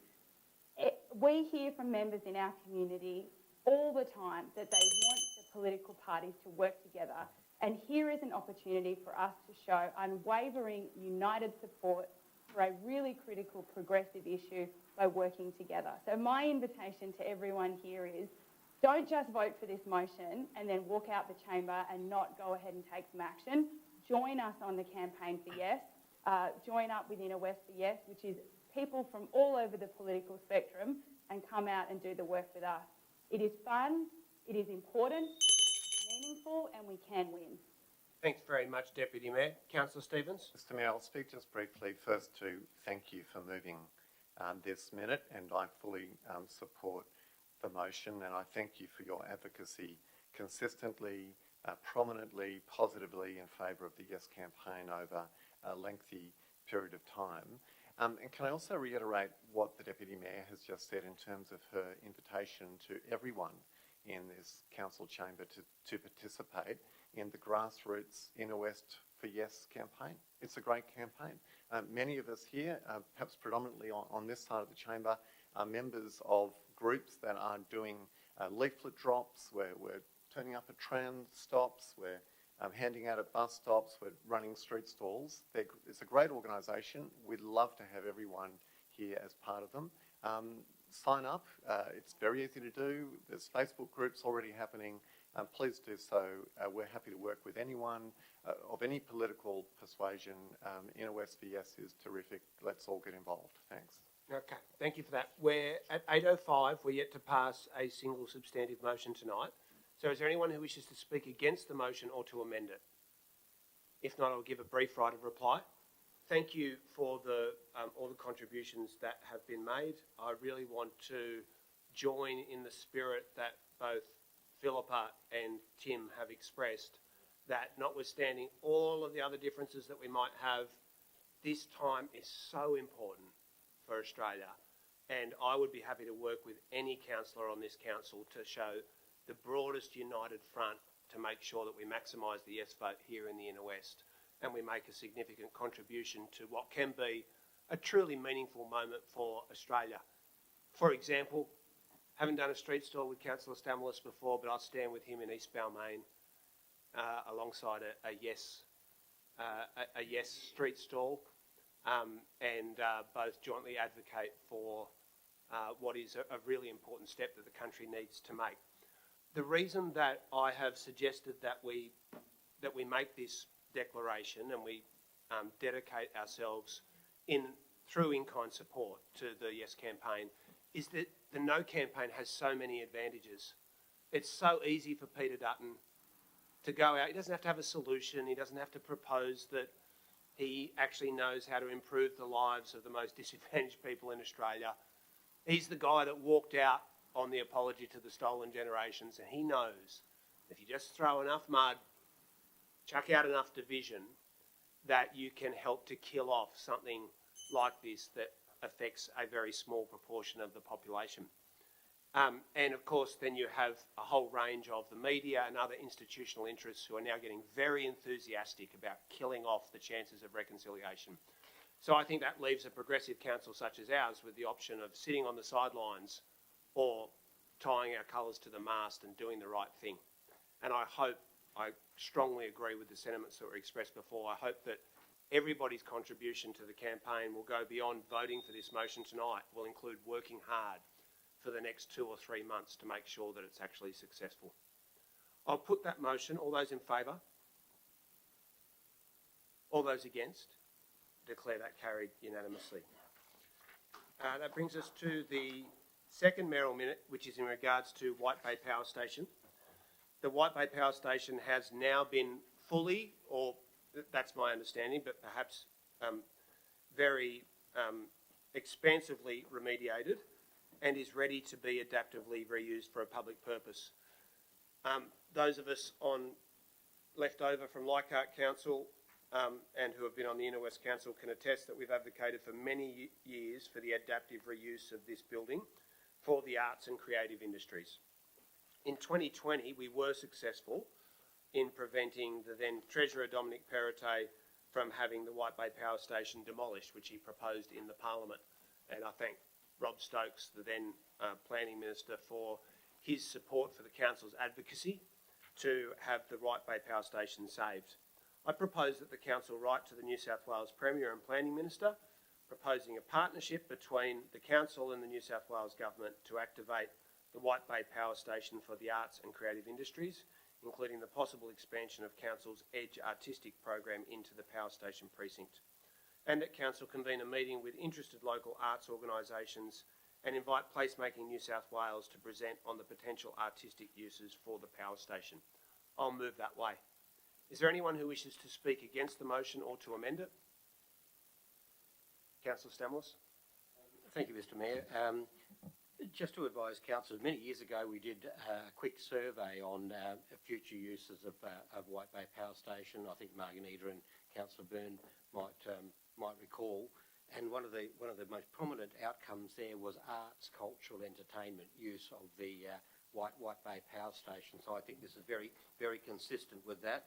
Whether it's only local, I'm not sure, because it's quite a big venue, isn't it, at White Bay? So whether we refine it just to what local, but let's open up with that anyway. I think it's a positive motion, and I think it's one that when we're expecting significant development, either commercial or residential development down around that area, then this says we want the future of this building to be something that is active, engaged, and there for arts, entertainment and culture. So I'm supporting this. Thank you. Thanks, Councillor. Is there anyone else who wishes to speak to it? If not, I'll put that motion. All those in favour? Against? Declare that carried. Brings us to the last mayoral minute, bringing South by Southwest to the Inner West. South by Southwest was established in Austin, Texas in 1987 and has grown to become one of the world's premier festivals, bringing together leaders from the technology, film, music, education and cultural sectors.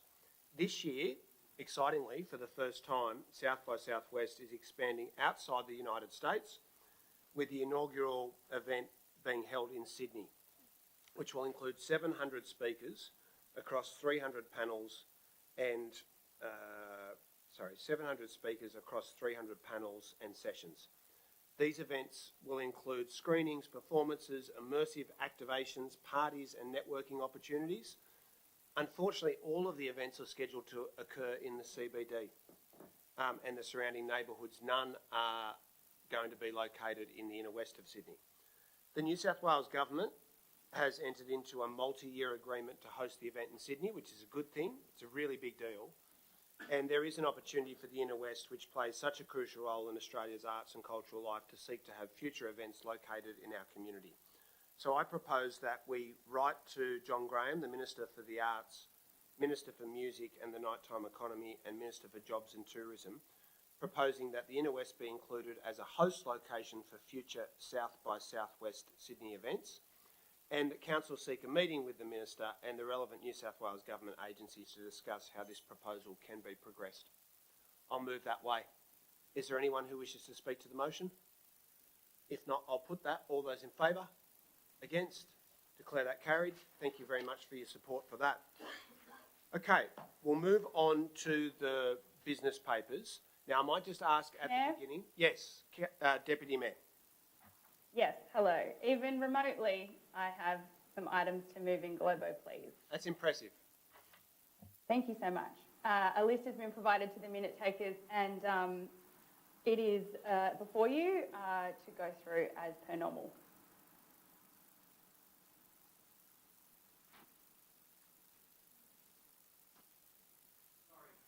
Sorry, Deputy Mayor. I missed that. I was speaking to the General Manager. Can you state that again? A list has been provided to the minute takers. It's being shown on the screen and it's there for you to go through as per normal. Okay, thank you for that. Is there a seconder for that procedural motion? Seconded by Councillor D'Arienzo. So I'll go through each of the items. Please raise your hand and let me know if you don't concur with that item being moved en bloc. First item is Audit and Risk and Improvement Committee. Second, additional ordinary council meeting date for mayoral election. Councillor Lockie, you wish to take that out? Third, Major Capital Projects Committee. Councillor De Cruz, you wish to take that out? Item 25, updated annual disclosure of interest return. Item 43, notice of motion, Haberfield Association ICOMOS seminar. No objection. Item 44, roads around Marrickville Metro Shopping Centre. Item 45, Newtown Town Hall Subcommittee. Item 46, Cooks River Investment. Item 47, pedestrian safety at Cardinal Freeman Village. Item 60, no step access from Esplanades and Escarpments to Elliott Park. No objection. No, I didn't. I read it out. Okay, so we'll move all of those items en bloc. Moved by Councillor Scott, seconded by Councillor D'Arienzo. All those in favour? Against? Declare that carried. Can I ask you just to mark off the items that have just been carried on that? Thank you very much. So I think that brings us to the local traffic committee meeting of the 15th of May. Is that correct? Is there anyone who wishes to clarify or correct or amend those minutes? Will someone move their adoption? Councillor Lockie, seconded by Councillor Griffiths. All those in favour? Against? Declare that carried. We'll move on to the Traffic Committee minutes of the 19th of June and the 17th of July. Councillor Griffiths, you move their adoption. Is there a seconder?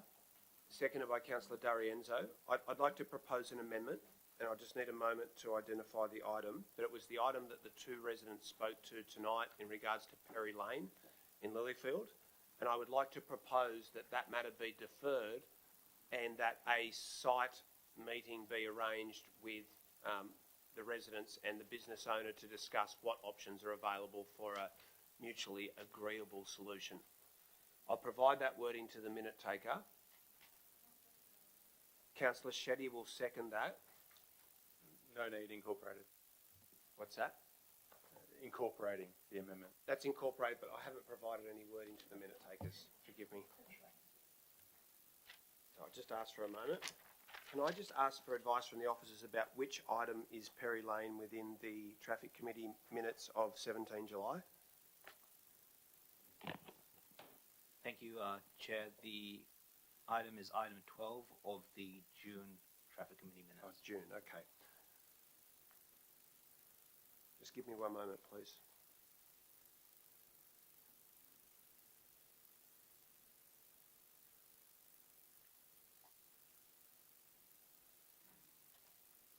So if I can just ask...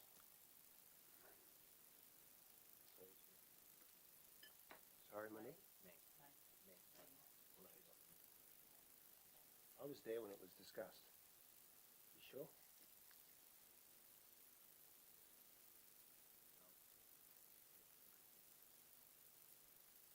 I'm pretty sure it was July.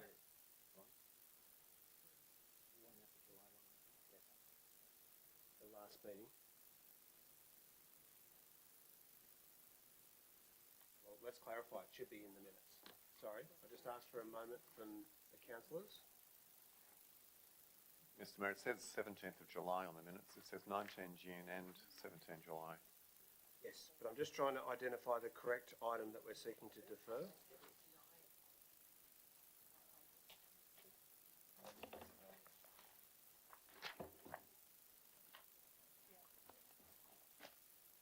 So it's the meeting of 19 June. We were both wrong.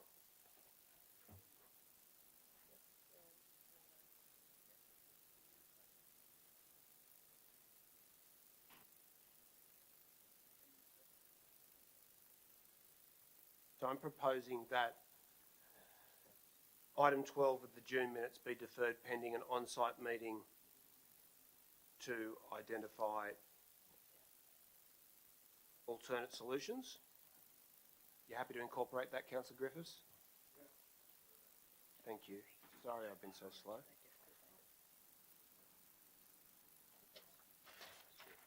That's been incorporated. Are there any further amendments to the minutes? If not, I'll put that. All those in favour? Against? Declare that carried unanimously. We'll move on to item 4, tree canopy report. Mayor, Yes. I would like to move this report. Councillor Smith. If I could, thank you, and thank you to the staff for preparing it.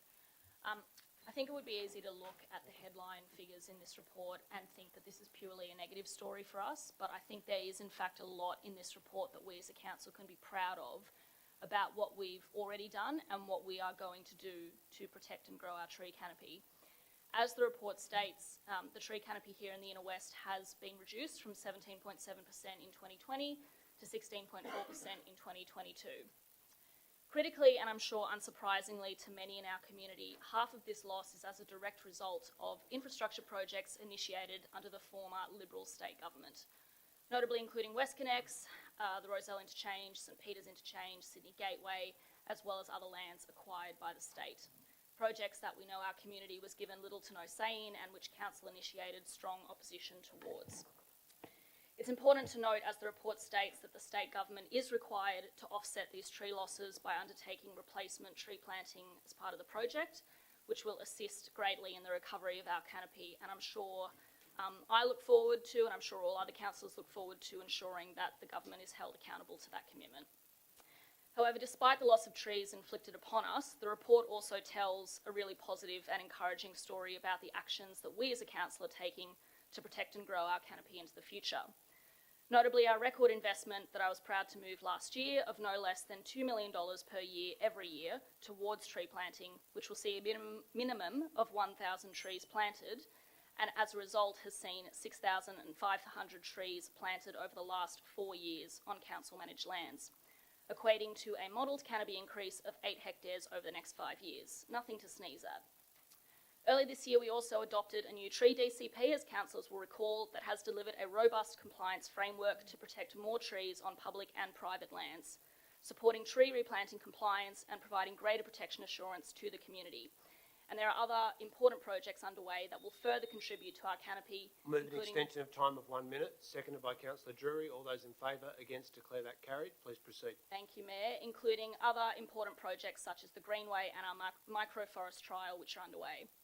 So there is a lot to be proud of and optimistic about in this report. There's a lot more work to do, and I look forward to working as a council to grow and protect our tree canopy into the future. Thank you. Councillor Howard will second that motion. Do you wish to speak to it, Councillor Howard? No, I'll waive my right. Thank you for that. Councillor Drury, then Councillor Lockie.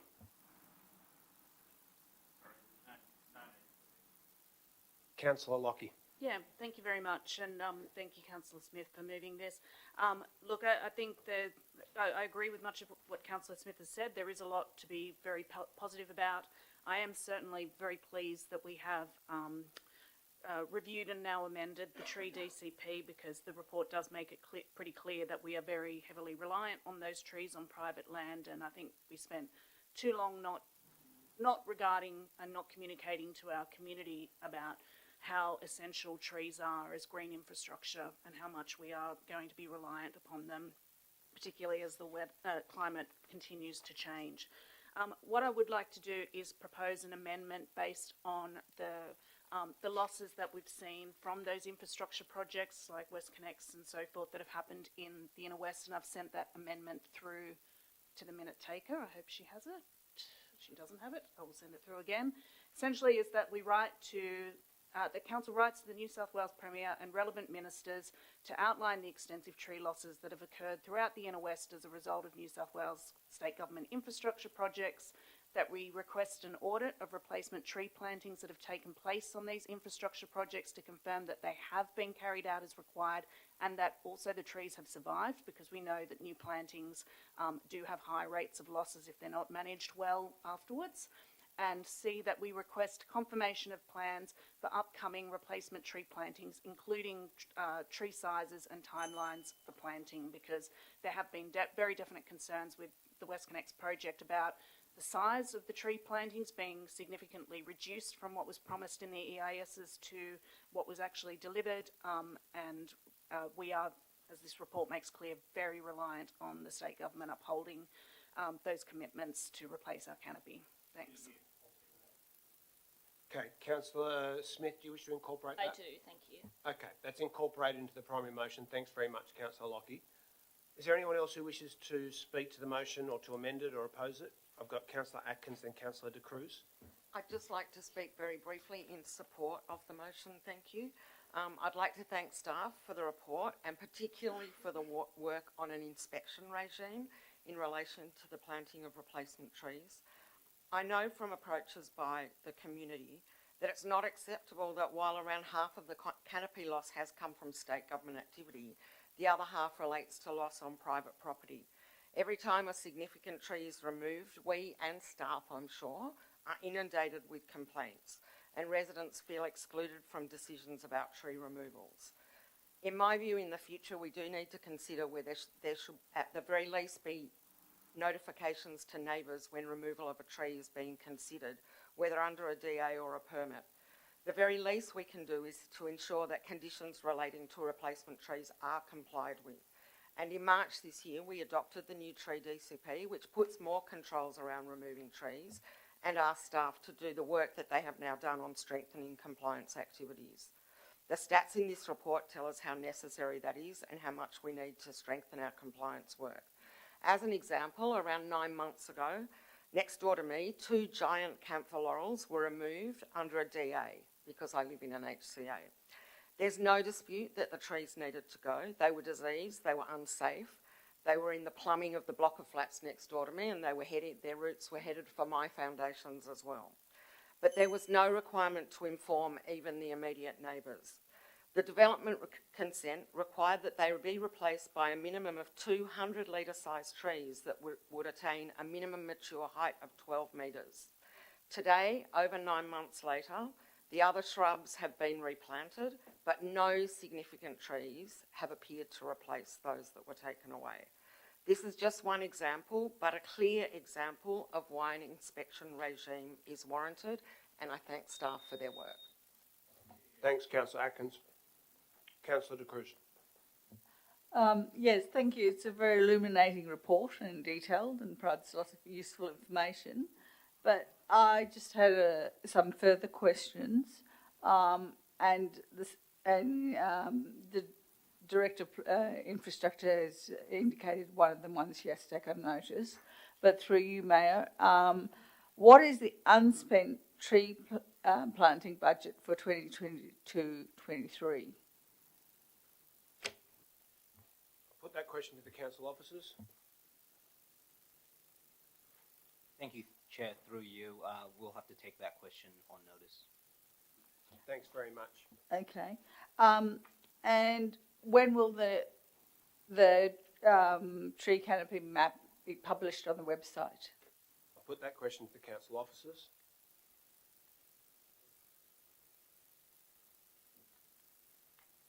Thank you. Through you, Chair. The seed data from the state government is already published, so that's available online as we speak. So that's on our site. Not yet. Okay. And given the interesting amount of tree canopy cover on public land and private land, at roughly 2 to 1, how much public land do we need to achieve the tree canopy cover according to the DCP for each zone? or the employment, the residential zone, etc.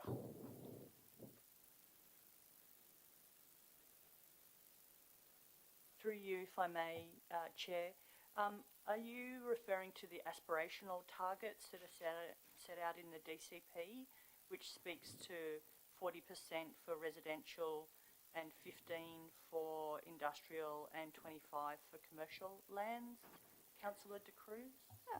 Well, I wonder if we have a target at all then, if you're referring those to aspirational. Okay, yeah, those ones, why not?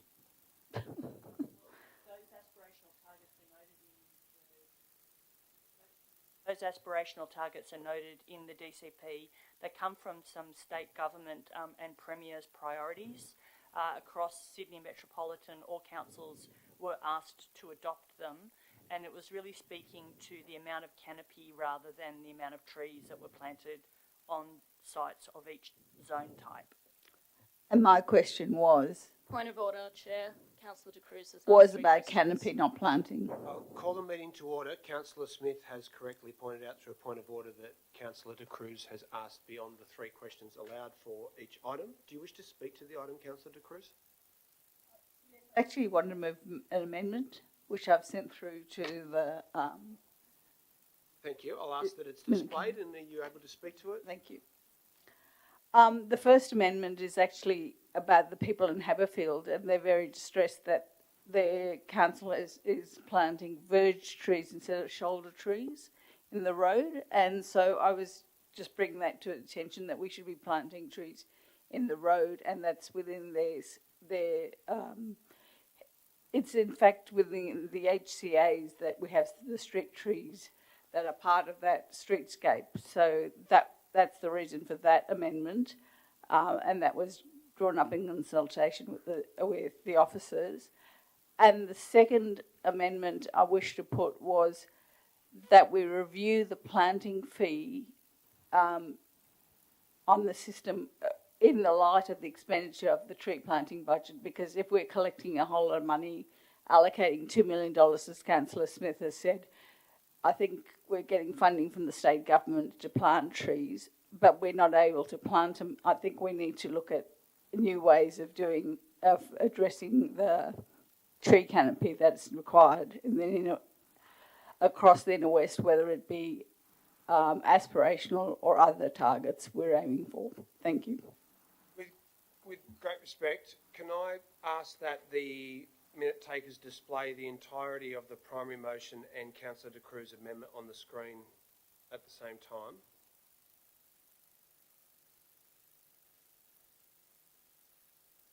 So the motion is that we adopt an inspection process, that we exhibit a new inspection and re-inspection fee structure, and that we write to the Premier and relevant ministers, although that wording hasn't been provided as yet on the screen. So I'll ask Councillor Lockie to ensure that the minute takers have captured.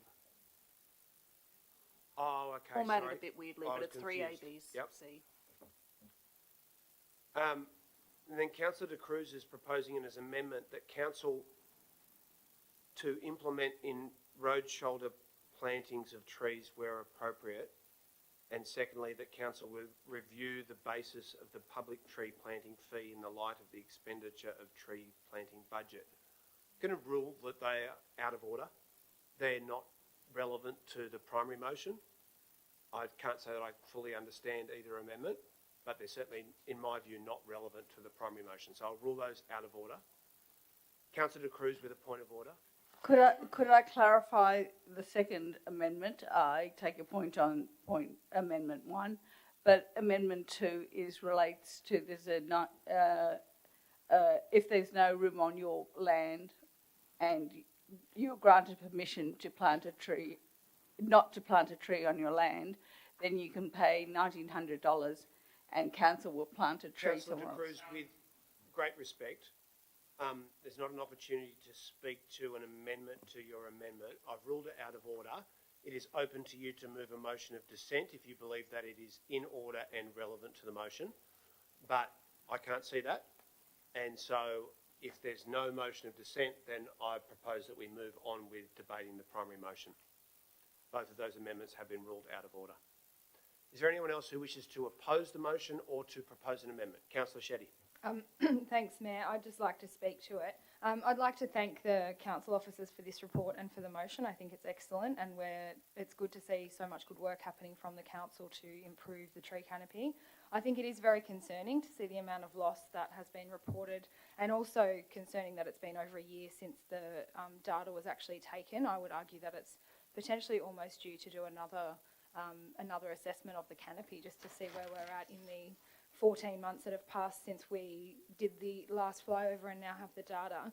I think it's really important to note that the 50% of the lost canopy that's not attributable to WestConnex is on residential land, and that a lot of this loss would have been due to having a weak tree DCP over these last couple of years, to see more and more canopy disappear. And I'm very glad to see that we've got a strong tree DCP back in place. As Councillor Lockie said, it makes it very clear that we are very reliant on trees on private land, and it's critical that we maintain a strong tree DCP into the future, because we simply don't have the public land to make up for the loss of private trees.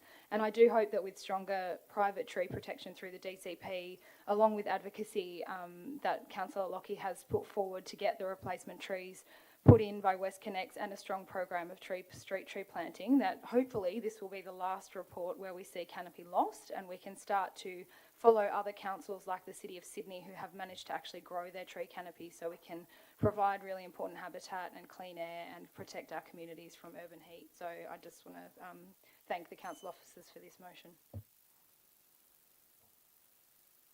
Any further discussion? If not, I'll go to Councillor Smith for a right of reply. Thanks, Mayor. I'd just point out that despite the loss, we are still beating the City of Sydney on our tree canopy coverage, so let's not go too crazy. Councillor Lockie, you don't have to declare a conflict of interest here. You're here as an Inner West representative, not as... I think the point has been made, job. Mayor, that in light of some of the concerns that have been raised, a lot of those concerns have already been addressed by this council, including updating the DCP. And I welcome Councillor Lockie's amendments and look forward to working to implement them. Thank you. Okay, thank you very much for that. I'll put the motion. All those in favour, please raise your hands. All those against? That has been carried unanimously. Mayor, that brings us to item 5. May I move that we not proceed with item 5? Yes, do you wish to speak to it? Yes. Councillors,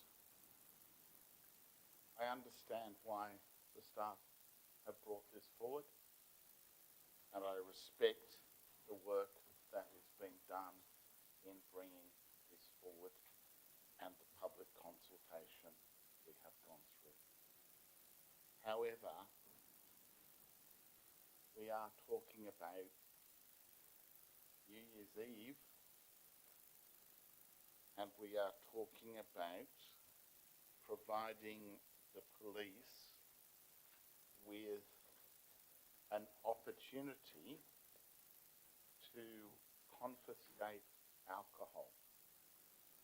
To confiscate alcohol, any open alcohol in those areas. Police don't need to. You don't need to be acting in an antisocial fashion. You just need to have alcohol open for the police to be able to confiscate it. That is what this zone, in effect, means. And I think we all know on New Year's Eve there are a lot of people down there who do have alcohol open and are consuming it. The police do have other powers under the Summary Offences Act, the Law Enforcement Powers and Responsibility Act, to deal with antisocial behaviour in these sites. I think, as someone who's worked with young people and Mr. Mayor, can I please move for an extension of time?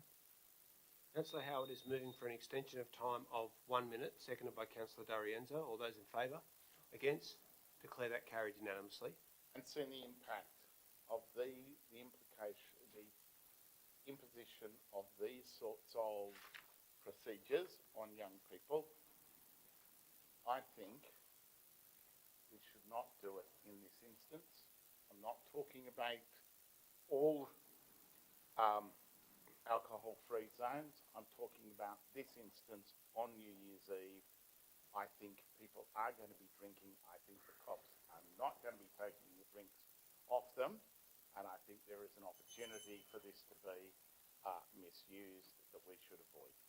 Okay, Councillor Drury is proposing that we not proceed with the alcohol-free zones as recommended. Is there a seconder for that motion? If not, that will lapse. Councillor D'Arienzo, do you wish to speak to it? Councillor Stamoulis. Mr Mayor, I'd like to move the officer's recommendation. As a foreshadowed motion. Do you wish to speak to it? Thank you, Mr Mayor.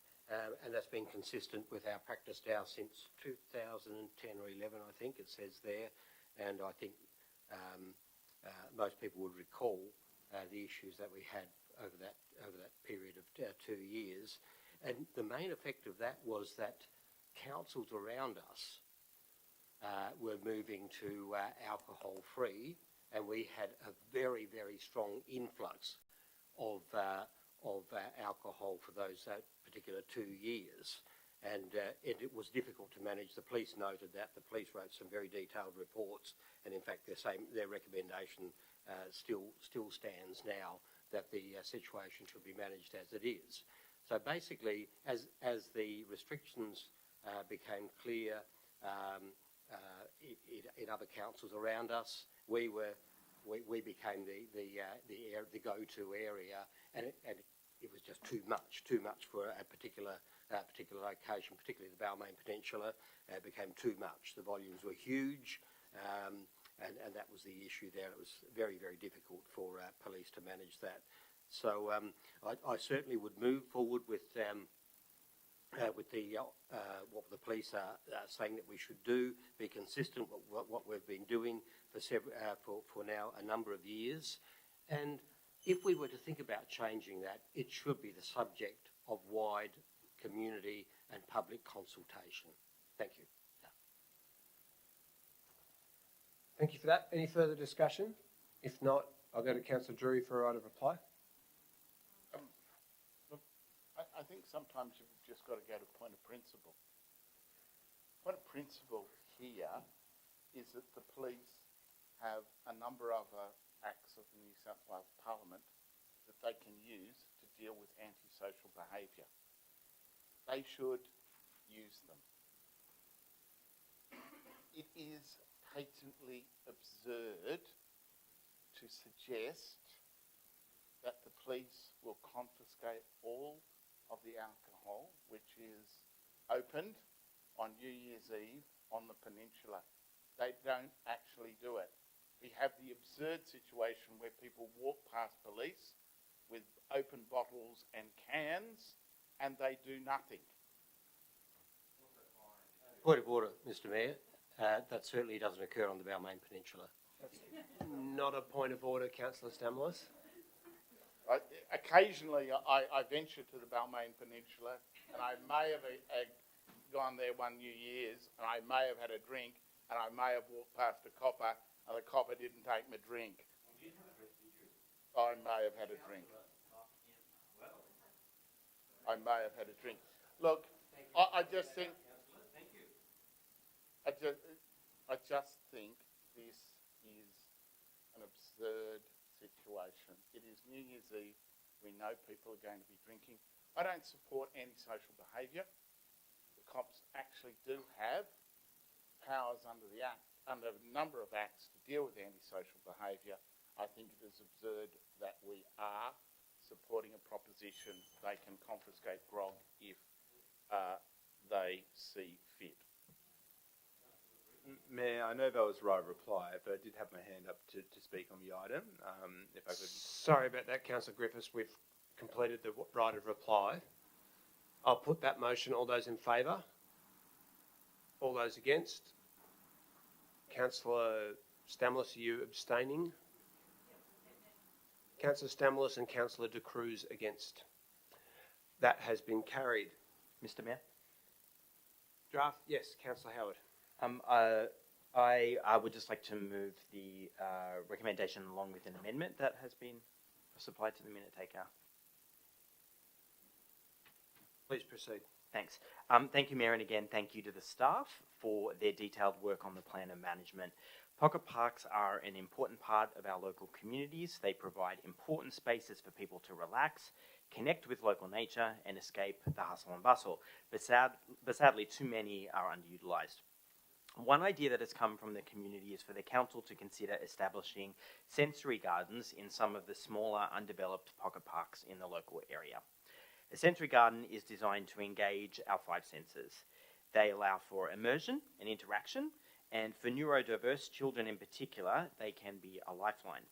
Many sensory gardens are planted in private spaces, and I think we have a real opportunity here to activate underutilised spaces and to imagine new and beautiful public spaces that play an important function for vulnerable people in the community. I am seeking to amend this recommendation to ensure that prior to placing on public exhibition, staff incorporate the establishment of sensory gardens in suitable pocket parks as part of Table 6.1 Clause 3 and inclusive and collective design in accordance with the council priority listed in the Community Strategic Plan that was adopted in June 2022. That was council priority 4.3.2. That's an important step towards realising a new and inclusive approach to pocket parks in our community. Thank you. Thank you for that. Is there a seconder? Seconded by Councillor Lockie. Do you wish to speak to it? Only just to thank the staff for the phenomenal amount of work that has gone into this. There's literally hundreds of parks that have been surveyed and assessed and so forth, and they are the parks that are dearly loved by our community. And I love the sensory garden amendment. Nice work, Councillor Howard. That's the sort of positivity we want to hear. Okay, thank you for that. Councillor De Cruz. Can I ask a question about the engagement or consultation on this thing? Will everybody be informed that it's on exhibition, especially since we had a speaker today, Ms.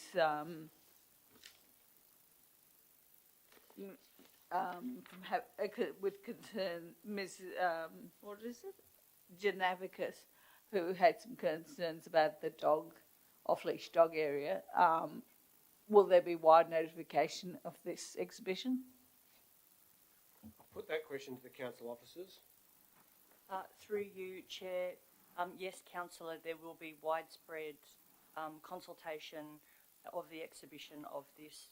There'll also be drop-in sessions, and we will also be ensuring that we attach the consultation of this document to any appropriate market stalls or any other opportunity that we can have to share this information. Okay, thank you for that. Any further questions? If not, I'll put the Howard Lockie motion. All those in favour? Against? Declare that carried. Mayor, may I move item 7, please? You may. Do you wish to speak to it? Yeah, I would like to place on record my thanks to Aaron Callahan, who has worked with other staff really hard on these plan of management for 3 very significant parks in our community. 2 of the parks I've been well used to seeing what we do with and the plans and aspirations of our community, and it's been really pleasing for me to get involved and see our aspirations for Petersham Park. These plans of management are brilliant. We've had a lot of conversations, we've had a lot of community groups, we've had a lot of feedback from individuals in relation to these plans of management, and they have now been shepherded through the process with the state government. We have approval. We can now move to adopt them. I think the one comment I would like to make in relation to plans of management going forward is that I would like us to see how we integrate plans of management better with our major projects and our budgetary processes for achieving the aspirations that are in these plans of management. I think that that's probably the next step forward in terms of our evolution of doing plans of management well. It's all well and good to have a great plan of management. Let's do all this great stuff at Petersham Park. If we don't have a ZAC for it, it's kind of irrelevant. So I think we need to do some more work on matching that up and going forward. We've started to do that. I acknowledge and appreciate that, but I think there is some more work to do as we go forward. I'd urge everyone to support the adoption of these plans and move forward. Mayor, can I second this? You can. Councillor Griffiths? I think all three of these parks have had considerable work put into their plan of management, and when I think about Ashfield Park, I think about the tremendous work that we did with the community around an off-leash dog area, and I thought that was a really fruitful consultation and a process of consensus making. And I was really struck by the speaker earlier tonight speaking about Pratten Park and what that would mean for the bowling club, for the potential works of the toilets there, and all the sporting clubs that use that park. And I thought that was really great to hear. Three parks, three of the NOS best parks, and of course, Ashfield Park being the jewel in the crown. Personally, one of my favourite things about Ashfield Park is that actually you get an amazing view of the city skyline, and indeed fireworks. I don't watch the fireworks from the peninsula. I watch them from Ashfield Park, and sometimes maybe I have a can of beer in my hand. I don't know the zoning regs. Lucky anyway. Councillor Shetty's protecting you from Councillor Stamoulis's glare at the moment. Yeah, I'll be supporting the motion. Thank you for that. Is there anyone who wishes to oppose the motion or to amend it? Councillor D'Arienzo? Sorry, I don't wish to do either of those, just to speak briefly in support. Please proceed. Thanks. I would like to acknowledge the previous speakers and second what's been said. I'd like to thank Aaron and his team for this incredible work leading up to the report tonight. We're almost at the end. I acknowledge the genuine and extensive engagement with the community that led to the significant contribution to shape these POMs, including the off-leash dog park in Ashfield Park. There was significant compromise that was made, and it was great that we were able to accommodate our community's needs. And I really look forward to these fantastic parks being improved to reach their full potential, and I'm excited to see the master plans being brought to life to deliver on the visions developed as a collaboration between council and the community. Thanks very much, Councillor. There's no further discussion and no need for a right of reply. I'll put the motion. All those in favour? Against? Declare that carried unanimously. We'll move on to item 8.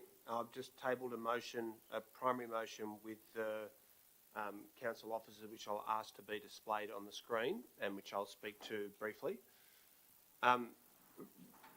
And I may need an extension of time here, so I'll just notify the councillors that I want to provide all the contextual information for the motion that's being moved.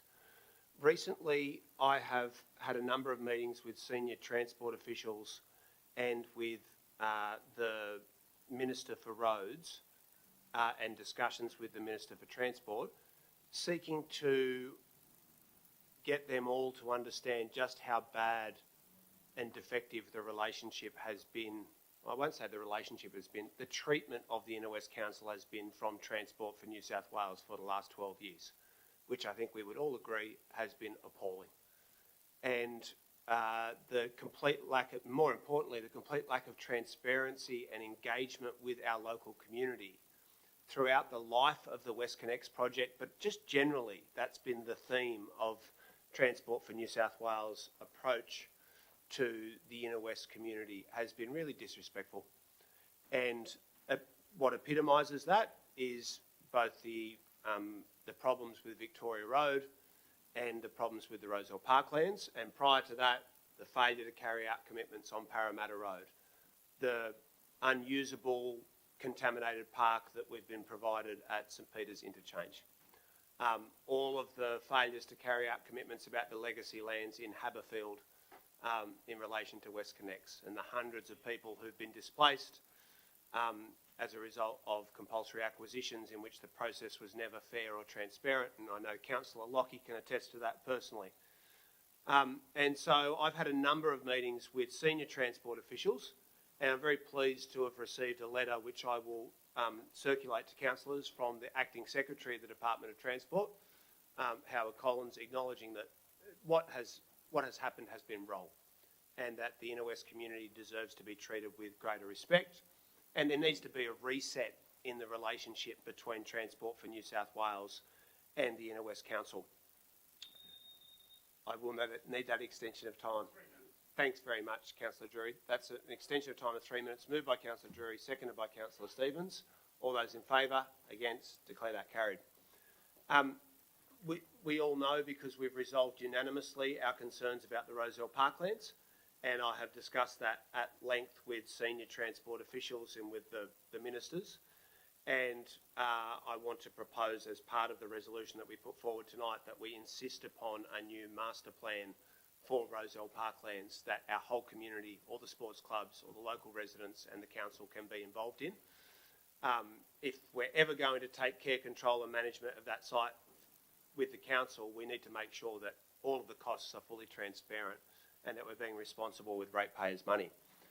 During the course of those discussions, it's become apparent that, notwithstanding the commitments that were made by former ministers and former representatives no longer in the parliament, that there is actually not a single dollar of funding in the New South Wales government budget for public domain improvements on Victoria Road, which is quite incredible given the grandiose rhetoric that has been used.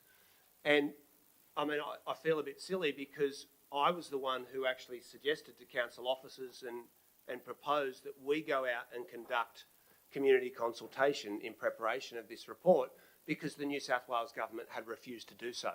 And we knew that Victoria Road was going to be, the new reconfigured Victoria Road was going to be open soon. I want to thank and congratulate the council officers for the excellent work that they've done in undertaking this plan. Some of the options that they've put forward in this report are really, they're diligently prepared and they're really thoughtful, and there's many of them that can be carried out, thankfully, by us without state government support. But they're all predicated on the notion that traffic volumes are going to be reduced by 50% on Victoria Road when WestConnex opens. And we don't have a single skerrick of evidence to suggest that that's going to be the case. We've got a lot of statements from Rob Stokes, who's no longer in the parliament, and a few from the former member for Balmain to indicate that, but no data to base that on. And as Councillor Lockie would know, and Councillor De Cruz would know, and Councillor Stamoulis would know, what we've said all along for the last 12 years, Councillor Drury would be able to attest to this as well, is that the problem with WestConnex is when it's fully completed and opens, it's going to be a tunnel to a traffic jam. That when you come out at Roselle and you have the same number of lanes on Victoria Road and the Anzac Bridge, that's going to create congestion. You don't need to be a traffic engineer to work that out. And so we need that data. In order for us to revitalise Victoria Road, we need to know what the facts are actually going to be. And I want us to proceed with this master plan, but I think we have to be straight with our community and insist upon full transparency from the New South Wales government about that traffic data before we do so that it's properly contextualised. And so I'll now read, because it's a lengthy motion, I won't seek a further extension of time, but I'll just read the motion so that everybody's aware of what's being proposed. I move that Council publicly exhibit the draft Roselle Public Domain Master Plan. Oh, sorry, no, that's not what I'm moving. Point 3 was point 1. Okay, thank you for that. The Council note the comprehensive preparation of the draft Roselle Town Centre Master Plan and thank the staff involved for their diligence. The Council note that the Master Plan is predicated on assertions from the previous New South Wales Liberal National Government that traffic volumes on Victoria Road would be reduced by 50% when WestConnex Stage 3 was completed, and that no data as yet has been made available, publicly available, to demonstrate that this will be the case. The Council expressed frustration and disappointment at the revelation that no funding was budgeted by the former New South Wales Government for the public domain improvements for Victoria Road. The Council note the correspondence from the Acting Secretary of Transport for New South Wales, Howard Collins, to myself, acknowledging the need. Now, I'm just going to withdraw that because I haven't had a chance to circulate that correspondence as yet, but I'm happy to read to it in my right of reply if anyone wishes to ask me about it, so I'll ask that that be deleted. The Council write to the New South Wales Minister for Roads seeking the urgent release of data about what the traffic will be on Victoria Road, the Anzac Bridge and our local traffic network when WestConnex Stage 3 opens, and clarification about why no funding was budgeted by the former government for public domain improvements on Victoria Road. The Council write to the Minister for Roads restating the Council's long-standing request to the former government for a transparent master plan to be undertaken for the Roselle Parklands jointly between Transport for New South Wales and Council, requesting that this be committed to urgently. And I add an additional point, that Council exhibit the draft Roselle Town Centre master plan upon receipt of the data from the New South Wales Government about Victoria Road traffic modelling when WestConnex opens. So just very briefly in conclusion, this is an excellent plan. I'm not sure that we could commit to every element. We certainly don't have the power to undertake every element given we don't control Victoria Road. But we need to be straight with our community when we do exhibit this, which I'm committed to doing, about what the actual situation is going to be on Victoria Road when WestConnex opens. So I will move that way. Councillor Scott, do you wish to second that motion? I do wish to second that motion, and I would like to thank the staff for their extremely diligent work on this plan, which was conducted in good faith based on statements that had been repeatedly made to this council by the New South Wales State Government and by the member for Balmain that have absolutely no basis in information that's been provided to us to back it up. And I would reiterate that it is the Mayor of the Inner West who has done the heavy lifting when it comes to representing the interests of this community against the maltreatment of our residents over many, many years. The continued assertion that Victoria Road is going to be a Parisian boulevard just as soon as the Iron Cove link opens has no basis in reality, and there are many examples of infrastructure projects that have similarly come to naught, Parramatta Road being the most obvious example. Now, we can do the work that is within our power to ensure that this is the best and most livable place possible for our community, but we cannot deceive them when it comes to what the outcome is. And I stand firmly with the Mayor and the hard work that he has done to make sure that Roselle gets the treatment that it deserves and it gets the investment that it deserves from the council to support our high streets, our cycling infrastructure, our ability to walk our children safely to school. But none of that is going to happen through magic or fantasy, and I fully support his amended version of the motion. Thank you. Further discussion, Councillor Stevens? To speak briefly in favour of the motion, Mr Mayor, I'm someone who lives close to Parramatta Road, and I'm acutely aware of the broken promises made by the former coalition government about Parramatta Road. We didn't get the public transport links we were promised. We didn't get the improvements to active transport infrastructure. And sadly here we've got a case of history repeating itself again.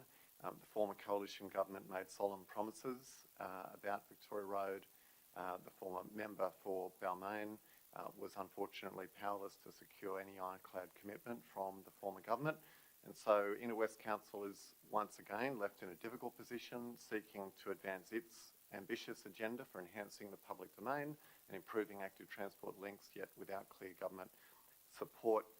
I think this motion provides a reasonable way forward, allowing Council to work constructively with the New South Wales Government to achieve the improvements, including to cycling infrastructure that our community demands and expects.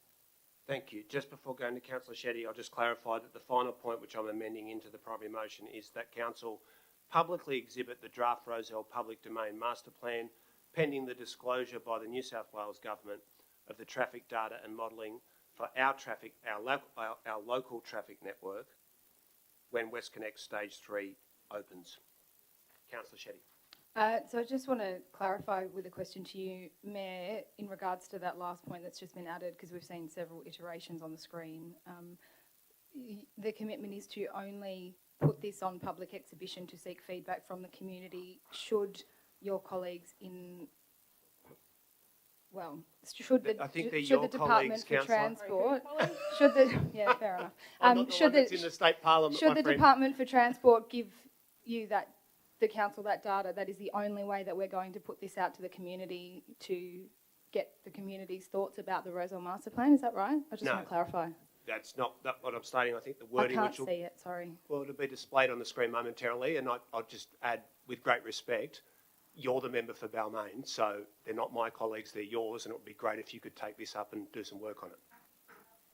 Happy to, and have been working on this, as you well know, for quite some time. I'd like to move an amendment. Not that long.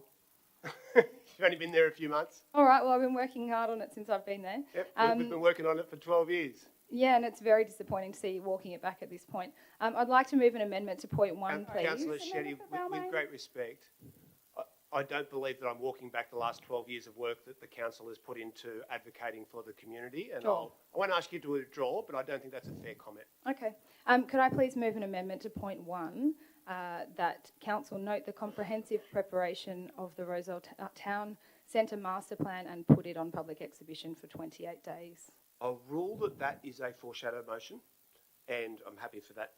Obviously, that can be tabled and that can be considered if the primary motion is defeated. Okay, so I'll speak to this, and I hope that you will give me the latitude that you had in having extra time. Should I require an extra minute or Got two? 6 minutes worth of useful information to provide. I'd be happy to It move an extension of definitely time. won't be that long, but maybe over the 2 minutes. I'd like to thank Francis, Neil, and Ben for speaking in support of this master plan this master plan being put out on public exhibition. Firstly, I would like to thank the council officers for working with the consultants to create this master plan. It is excellent. It is a visionary plan for the council to work towards with the state government, a transformational plan grabbing a once-in-a-generational opportunity once the traffic is reduced on Victoria Road with the opening of the toll-free tunnel between Iron Cove Bridge and the Anzac Bridge. Traffic modelling by Transport for New South Wales as part of the original West Connects REF predicted reduction on the surface road in the order of 50%. And why not? Anyone travelling through Roselle would have no reason to sit through 6 sets of traffic lights if they can whip through a free tunnel and be on their way to the Anzac Bridge into the city. Now, opportunities to revitalise a busy 7-lane road that has effectively cut the suburb of Roselle in half for decades, they don't come along often, and I'm very concerned about this move now to back away from putting this transformational plan on public exhibition and to be able to give the council a very clear mandate to advocate to the state government to have this stretch of Victoria Road revitalised. I think not putting this on public exhibition is a betrayal to our local community. 878 members of the community have signed a petition to show their support for Victoria Road to be revitalised and for traffic lanes to be reduced. 200 of those have signed since yesterday, concerned after seeing stories in the media that if council don't put the plan out on public exhibition, the council will miss this opportunity to advocate for the community on a positive outcome after years of suffering through disruptive WestConnects work. Local businesses along Victoria Road would see a positive impact. Local school children would be able to travel to school more safely. People waiting for the bus on Victoria Road would not be in conflict with people cycling into the city. The positive impact to the community cannot be understated. To not put this out to the public to have their say would be a slap in the face, I think, to council officers who have worked so hard on this proposal. Council's own Councillor bicycle Shetty, I'll call you strategy- to order. Councillor Shetty, you've asserted that the primary motion reflects a slap in the face to council officers.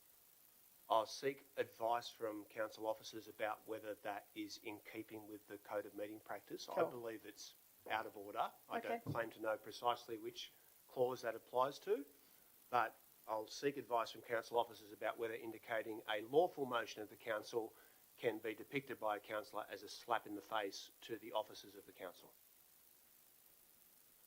With great respect, of course. Sure, always.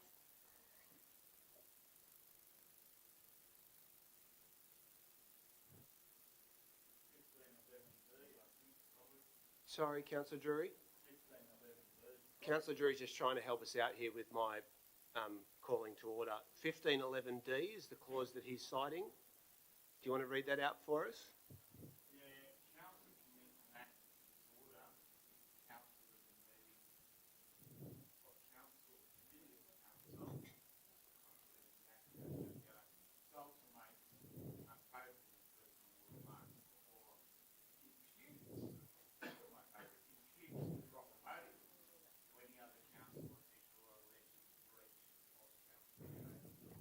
With Mayor, great you put the question to the Manager of Governance. This is not a Labor Party. This is not a Labor Party jury. With great respect, I'll ask you to desist from interjecting. Councillor Shetty, in retrospect, I can get the advice. I'm sure your intention wasn't to impute that anyone here would slap a council officer. Not literally, no, of course not. Just figuratively. So can I ask you, with great respect, to withdraw that comment Sure, and continue with your remarks? Withdraw. Thank you for Could that. I ask for an extension of time, please? Of course. So Councillor Griffiths is moving. How long would you like? A couple of minutes. Okay. Councillor Griffiths is moving extension of time of 2 minutes, seconded by myself. All those in favour? Against? Declare that carried. Thank you. Council's own bicycle strategy and Main Street revitalisation plans are working towards this very type of revitalisation.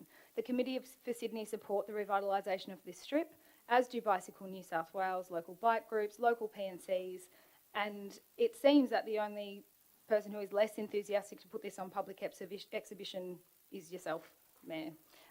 As it was laid out in the briefing last week, very little money needs to be spent now. Road space can be reallocated as the tunnel opens, put aside with cheap, temporary measures until the state government can find the funding to revitalise this strip over time.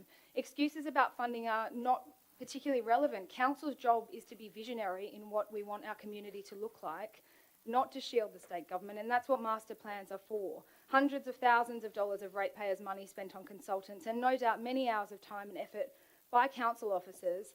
I think any decision not to put this out to the community and allow the community to have a say in the future of Victoria Road by stalling on waiting for reports from the state government or for Transport or WestConnex is nothing short of appalling, and I urge all councillors to get this out on public exhibition rather than delay this further, because really this is a very clever way of not allowing our community to have a say, because we are then hamstrung by the state government taking action, and I find it incredibly disappointing that we would not be stronger advocates for our community on this. Okay, thank you for that. I've got Councillor Drury, then Councillor Lockyer. I just want to pose a couple of questions to Councillor Shetty. Councillor Shetty, with great respect as always, are you able to confirm whether your, I don't want to say mentor, but supporter, Jamie Parker, and who I understand is still working from your office, has been able to articulate to you why no funding was made available in the state budget for Victoria Road public domain improvements? Jamie Parker is no longer working in my office, and I decline to answer that question. Thanks. Are you familiar? I just want to pose, and I'm doing this, I want to be constructive. I've been working on this a lot longer than you, and I really do want to achieve positive outcomes on Victoria Road. I don't want to lie to the community though. Are you aware of or in possession of any traffic modelling or data that would allow us all to understand what the traffic impact will be on Victoria Road when WestConnex Stage 3 opens? As part of the original REF, we were informed that transport modelling had indicated that it was up to 50%. We haven't seen the specific modelling. Okay. Who were you informed by? The former state government. Okay. But is there any actual information that you could provide to the rest of the elected representatives? There's data on WestConnect's website that give information about that traffic modelling and the 50% reduction, but it's not detailed. Okay. I can provide copies of the website if you would find that helpful. I'm really desperate to understand it. Thank you for that. Really appreciate it. Thank you for your disclosures. Councillor Drury? Yeah, look, I rise particularly to go to the point about the data and the traffic modelling. And I do so as a veteran of the effects of WestConnex Stage 1, where we were happily advised that the data showed that motorists would use WestConnex to get from the inner west to Parramatta. There'd be a lot less people on Parramatta Road going out to Parramatta, and all would be pickety-boo and well. I have a number of responsibilities in Western Sydney, and I use WestConnex to go to Parramatta quite often, and I'm often the only one in the tunnel. It is not well used. The data, we were advised similarly that there would be massive reductions in terms of Parramatta Road, just has not happened. The other great thing that we were advised in relation to WestConnect's Part 1 is that the volumes on Frederick Street, a road which cuts through our municipality off WestConnects, would be reduced. They haven't been reduced, they've been massively increased, but latterly the state government has moved to try and make Frederick Street safer by reducing the speeds, but the number of large trucks that thunder down that road continuously has increased significantly. Now, I say so as someone who uses it every day and observes. What would be better is to have the data in terms of this latest iteration of the ongoing catastrophe. Councillor Drury, your time has expired. WestConnects, I think the data is critical. Thank you for that. Councillor Lockie. Yeah, I would urge the Mayor, you Mayor, to accept, rather than treating Councillor Shetty's amendment as a foreshadowed motion, to consider amending your point 6 so that we do go to exhibition as the officers have recommended. I like the fact that we're calling ourselves veterans of the WestConnects now. I'm going to call myself a veteran of stage 2, the one around St Peters. And I've been for a long time critic of the WestConnects project, and in particular their traffic projections that promised how good it was going to get for everybody once those tunnels opened. However, I would caution, and I still have my doubts about the data on this later stage of the project. However, I think the specific challenge you've got in the Roselle area is that you have a major stage of the project opening there that will not have a toll on it. There is no financial disincentive to stop more people driving through that area, and specifically around Victoria Road, or under Victoria Road, we've seen disincentivising people from using the tolled tunnels as much as the government perhaps predicted. The issue you're going to have is exactly what is outlined in that master plan, that the window of opportunity for seizing back that road space and using it for other purposes is going to be vanishingly small. If you don't do that really quickly, with the backing of the community based on their feedback from a master plan such as this, then you're going to lose that opportunity, and what you're going to end up with is a tunnel that's full under Victoria Road looking exactly like it does today, and exactly what the Mayor was saying, plenty of roads leading to those traffic jams all across the inner west, but particularly in Roselle at either end of Victoria Road. So I think we've got nothing to lose by putting this draft master plan on exhibition now. We can be very open with our community about how reliant we are on the state government coming on board with this. And in fact, those of you who attended the briefing last week would remember that I have said what I would like to see when we bring this back from exhibition is some recommendations and stuff, or recommendations that we make as councillors for really strong advocacy on behalf of that we put to the state government to make this happen. I think these things can go hand in hand with all of the other amendments that you're proposing here, Mayor, but we will be stronger if we have a master plan that has already been on community consultation when we go to push for these changes. Thank you for that. With my, I have great respect for Councillor Lockie's expertise in this area, and so I would like to propose the further amendment to the primary motion to seek to bring the council together in unanimity about how the plans could be displayed to the community. I propose that an additional point that council notify residents in Roselle, Lilyfield and Annandale of the plans that have been prepared, of the master plan that has been prepared, and the ongoing concerns that council has about the lack of transparency about traffic impacts and the deficiency in the Roselle parklands. What I don't want to do is lie to the community, continue the lie that was purported by the former government, that there was funding for Victoria Road, that traffic volumes were going to be reduced by half. That might be true, I hope it is, but we have no evidence for it.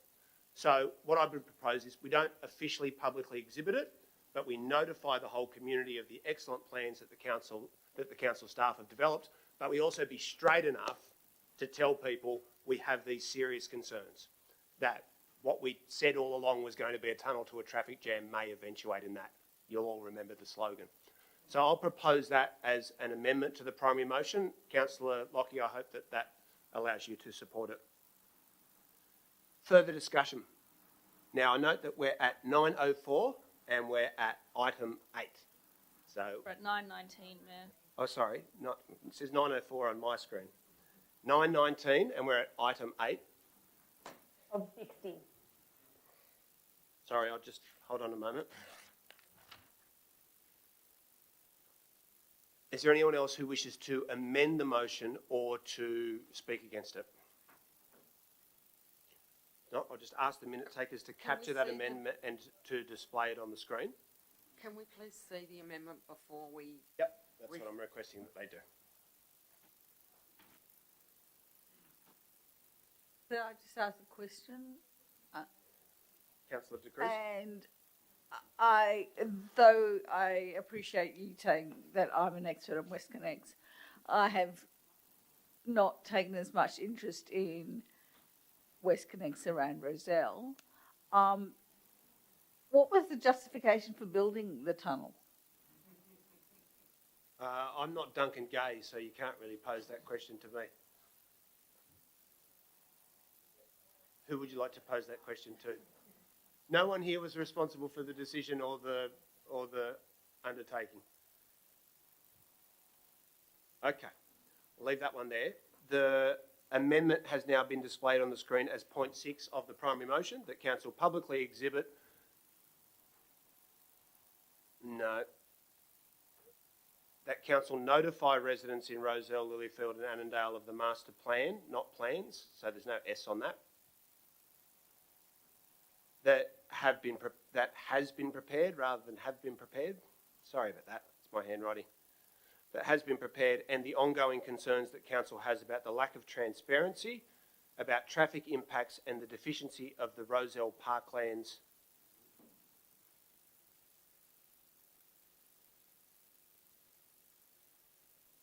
Sorry about that. Is that clear for everybody? Okay, so we'd be writing to the residents to let them know about the plans that have been developed, but also being honest with them about the concerns that we all have about the Roselle parklands and the traffic modelling. Is there anyone who needs to ask any questions about that before I put the motion?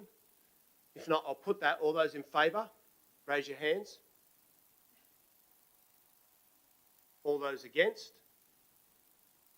That is 8-7 in support. That has been carried. I propose that we adjourn the meeting for 10 minutes. It is 9:21 according to both my phone and the computer screen. And I'll move that way, seconded by Councillor D'Arienzo. All those in favour, against, declare that carried.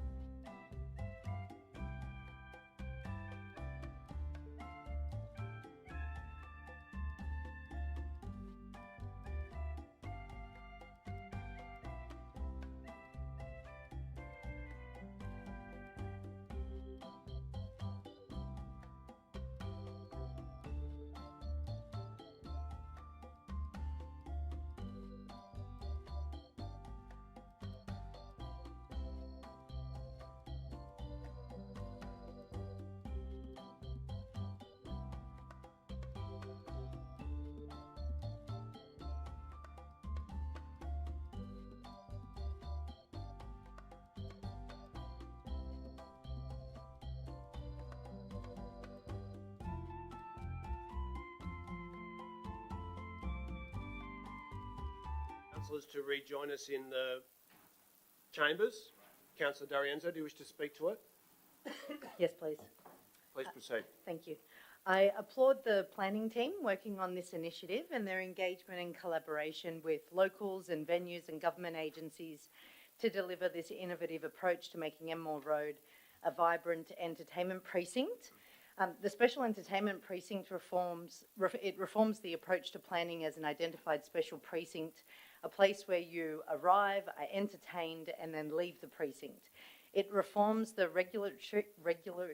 that's a hard word to say, regulatory approach by streamlining the management of complaints, including noise complaints.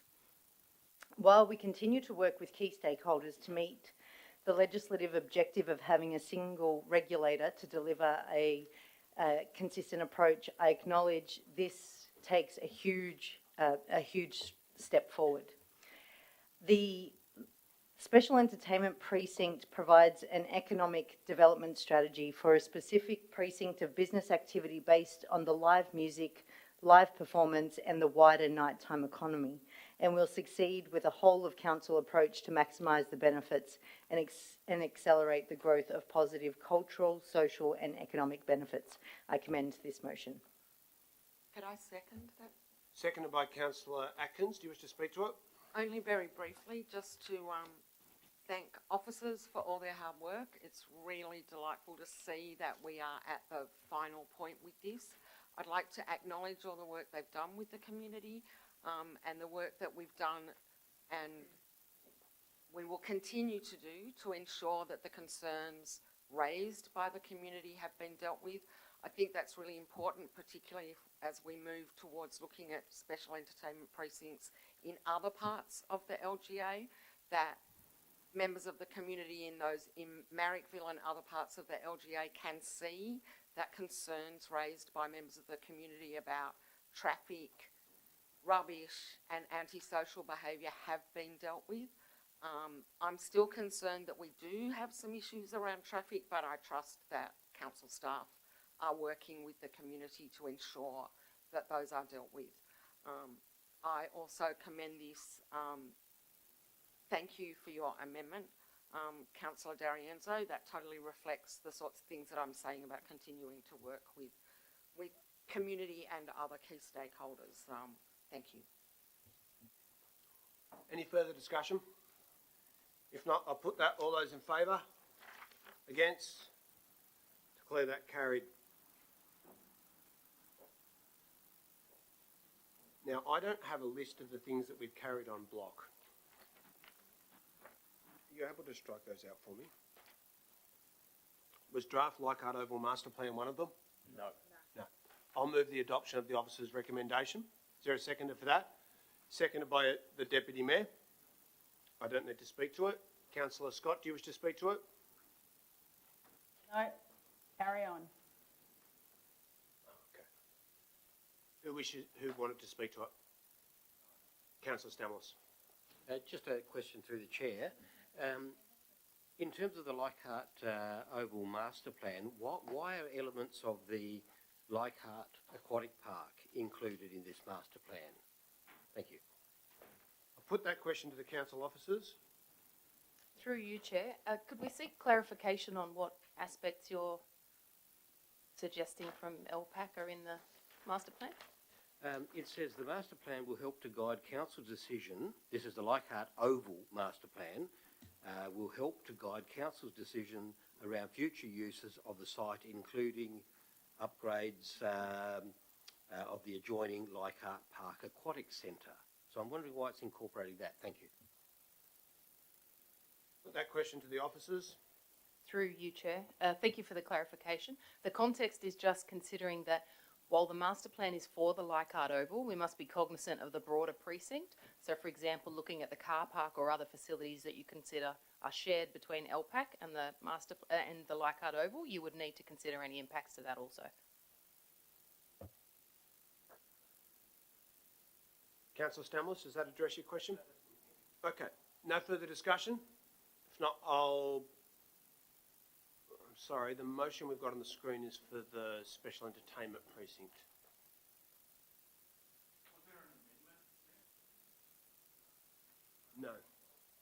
So I'll put the Byrne-Scott motion. All those in favour? Against? Declare that carried. Chair, could I please move item 11 with an amendment that's been provided? Yes, Councillor Smith. Thank you. And I want to acknowledge the speakers representing Fresh Hope, Nightingale Housing and Shelter New South Wales who spoke in favour of this proposal tonight. We talk a lot in this place across the chamber about the housing crisis and what we could be doing to fix it, which is fantastic and something that I really appreciate. But proposals like this one tonight is where the rubber really hits the road. That is actually supporting the creation of more housing, be it social, affordable, community or otherwise, here in our backyard. Many in this room will know that this particular project has had a long history with this council, in fact longer than my own, and I won't rehash it here tonight because we simply don't have the time. But the reality is that it shouldn't have gotten to this point, where what is a fantastic social justice project to build more affordable rental housing has had to overcome years of obstacles and opposition, layers of expensive red tape and bureaucracy, some from within this council and some from the community, which has almost rendered this project unviable and which would kill off so many similar projects. It is critical that those of us who are in a position to affect the change that we claim we want to see actually do so when given the opportunity, and that opportunity is in front of us here tonight. Affordable rental housing is something that we desperately need more of everywhere, but particularly here in the inner city, for key workers, for students, for low-income workers and families who can't afford market price. If you support that principle, then support this proposal tonight. Don't let ulterior motives or deflective narratives obscure what is a critical investment in affordable housing infrastructure here in our community. Do not let a chance to make a real direct difference to affordable housing be lost or delayed yet again, as this project has been for so many years. I'm hopeful that in passing this proposal tonight, we can also use the generous and innovative approach of Fresh Hope and Churches of Christ as a model for how we can build more affordable and community housing here in the Inner West. So my amendment, which is point 3, proposes that we reach out to other churches, religious organisations and charities that own land in the Inner West LGA to work out how this land could be utilised to build more housing in partnership with community housing providers. And I really hope that the experience of Fresh Hope and Nightingale Housing that the speakers mentioned tonight is not repeated at this council in future, and that we see more of these kinds of proposals here in the Inner West. Thank you. Mr. Mayor. Thanks, Councillor Smith, and thank you for your policy development and your advocacy. Councillor Howard? I'd like to second the motion. Yes. Thank you, and I'd also like to thank the representatives from Fresh Hope and the speakers who came along tonight and for explaining the project, the benefits of the project and the challenges they've experienced. I'm really proud to support the recommendation and to support the amendments put forward by Councillor Smith. This is an important moment for our council, and I think it signals clearly that we're a council that is serious about affordable housing. The housing crisis is real, and it has the greatest impact on those experiencing homelessness or housing insecurity, and the key workers we need to keep our communities healthy, educated, and safe. There are very few levers available to us at the local government level. I think many of us here share that frustration, but helping to facilitate innovative partnerships that free up land for affordable housing is something we can and must do. We should foster and cultivate partnerships like the one entered into by Fresh Hope, because they provide real results, helping house vulnerable people and key workers, in this instance, close to public transport in the heart of our suburb. I'd encourage all councillors to support this initiative because it isn't good enough to say you want affordable housing and then to do nothing to facilitate it. One of the things that makes Marrickville great is the diversity of people who live there. We can only protect that diversity by ensuring a mix of diverse housing stock with ample, high-quality, affordable housing like the one being built. We need more of this kind of partnership. Mayor. Thanks very much for that, Councillor Griffiths. I'm really looking forward to, I guess, seeing the final product of this development. You know, if you walk on Illawarra Road, you can see, but it's really, you know, it's come a long way, right? And, you know, not only is this a story of the church and Fresh Hope doing something great for the community, but it's also the first development in Sydney done by Nightingale, which I think has a terrific track record in Melbourne. So I think that's really exciting, really exciting, and I think we need to do all we can to help organisations like that break through in our area, which for land prices it is so obscene, and it's the cost of buildings so high. So I think reducing 7-Eleven contributions or looking into this area could be actually a good mechanism for us to explore it a little bit further, and actually potentially maybe we need some type of policy in place to give us guidance around how we can, I guess, change these contributions for not-for-profit organisations and to help them build in the Inner West. So yeah, I support the motion and look forward to seeing the final product. Thanks very much, Councillor Griffiths. Any further discussion? Yes, Mayor. Just a question through you. I just let everyone know we're at 20 minutes to 10. Our chances of getting through any of the rest of much of the rest of the agenda, if there's 6 people on every item, even when there's unanimity, is going to be pretty slim. Councillor Langford, what question would you like to ask? Thank you. Yeah, it's on behalf of a resident, just regarding the accessibility of the dwellings in the Nightingale development. If we know how they comply in that regard, the reason for the question is about potential shortage of accessible housing. Just wondering if council officers. What's the question, Councillor? Is the Nightingale, does it provide accessible accommodation for? I'll put that question to the council officers.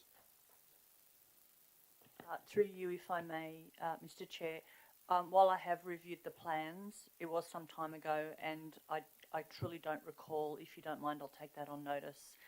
However, what I do know is that the development does comply with all the requirements under the National Construction Code and all other relevant standards. Thank you. Thank you for that. One further question, if I may, through you, Mayor. Does the Inner West Council have its own guidelines for accessible housing as part of our DCP, or? Put that question to the council officers. Those kinds, through you, if I may, Mr. Chair, those kinds of guidelines are set at a national level and are a requirement under the Act and regulation. So we don't have our own guidelines. We do, however, work within the principles of universal design, in particular for affordable housing, which is about the ability of dwellings and apartments to be transformed later so that residents can age in place, particularly if they become less mobile and rely on aids for walking around. Thank you. Councillor De Cruz? Yeah, I just was wondering what changes came in besides the dropping of the Section 711 in that affordable housing SEP. Because we've only heard that the change to the SEP was about dropping the 711, but was there any other conditions, changes that were implemented in the new version of the legislation? Through you, if I may, Mr. Chair, there were a multitude of changes in the state environmental planning policy that now applies, and they were quite significant and broad spread and difficult to just summarise quickly.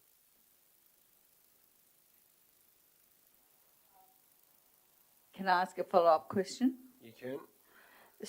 So, but this development was assessed under the previous the SEP, not the current one. I'll put that question to the officers. Through you, that's correct. The changes to the housing SEP that came about included affordable and boarding houses. They also specifically addressed the issue of the payment of contributions, which was also called up under the Environmental Planning and Assessment Act and Regulation. And if this application were before us today, a different decision would be made regarding the requirement to impose a development contribution.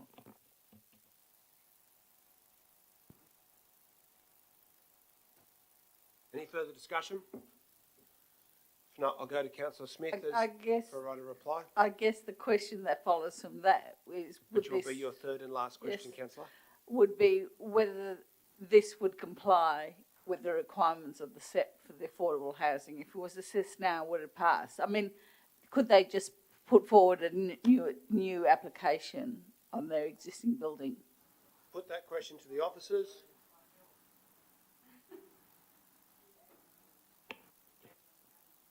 If I, through you, if I can, Mr. Mayor, any applicant is entitled to lodge a modification, which is for council to review and determine. This application is very robust, or this determination rather, is very robust in its preservation of affordable housing going forward. Okay. Any further discussion? We're up to 9:42. No, I'll go to Councillor Smith for a right of reply. Waived. I'll put the motion. All those in favour? Against? Declare that carried. Next item.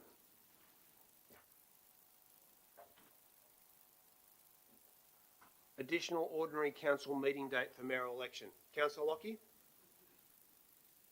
Oh, I just wanted to vote against it, so someone else probably needs to move it first. I'll move the adoption.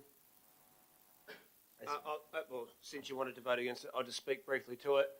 It's been the normal practice on all of the councils that I've been on that there be a separate meeting to be held for the mayoral election. At Leichhardt, we had the unfortunate practice that all 12 councillors would get up and give a summary of their year of activity.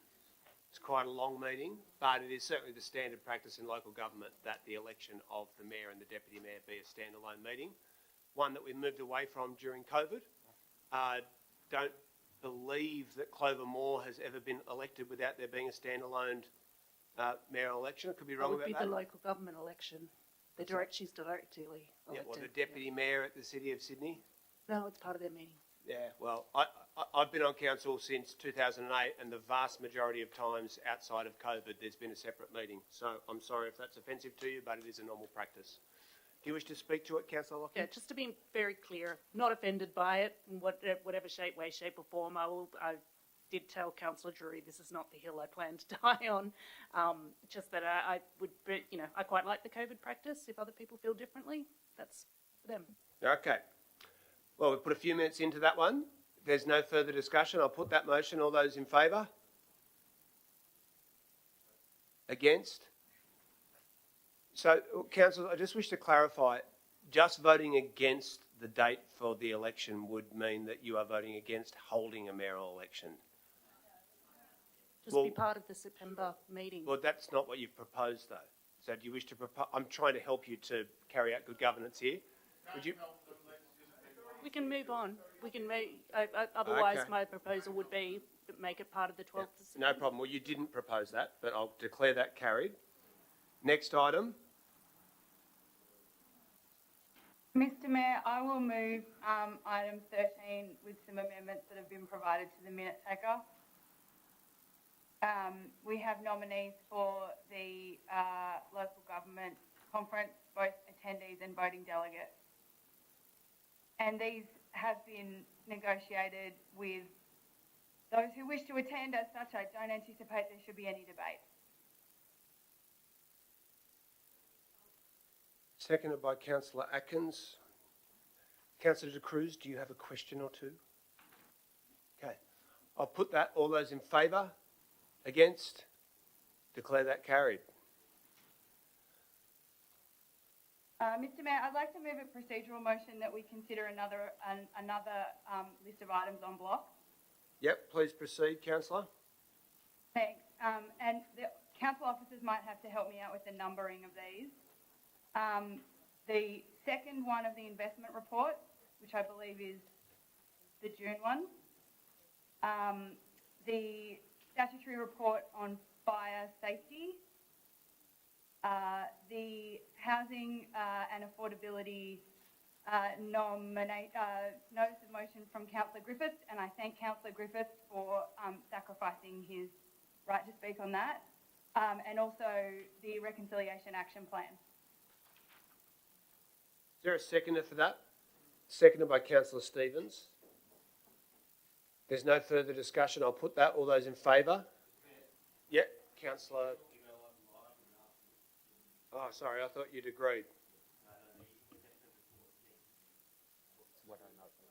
Okay, can I ask the council officers to display the list of items that Councillor Scott has proposed on the screen so that I can go through it painstakingly?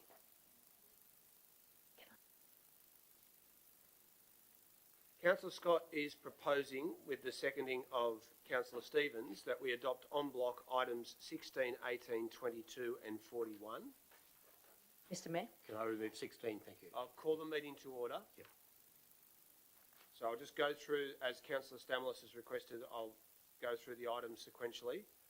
Item 16, investment report, June 30. Councillor Stamoulis, you wish that to be pulled out. Item 18, update on reconciliation action plan. No, that can stay in. Item 22, mandatory reporting of fire safety reports referred to Council from Fire and Rescue New South Wales. Anyone wish to pull that out? No. Item 40, sorry, Councillor Atkins, fire safety reports. No, sorry, I thought you had already said 41, and I was going to also propose that we could add item 27, the notice of motion about waste. Adopted.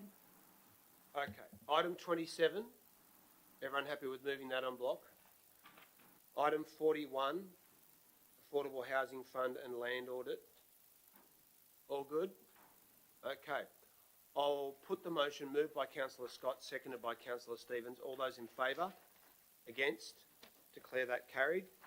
Rojane, can I just ask you to help me by updating that list so that I know what we're working off and what's been adopted? So does that mean that we're up to item 14, Planning Industry Professional Workshop?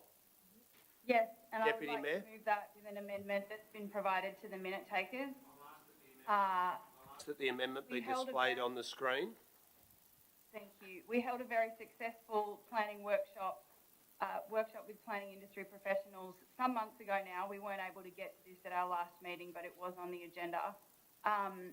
They had some robust feedback for us about our planning system and the way that it operates and the way that it doesn't operate effectively to facilitate what should be more ambitious ability to deliver housing in our area, and particularly the intersection of our heritage section with our planning section.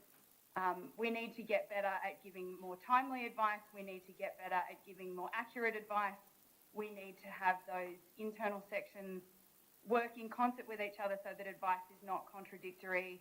And we need to really, look within ourselves and reframe how we are operating our planning system so that it is a facilitating body rather than a handbrake on making the Inner West the best possible place to live.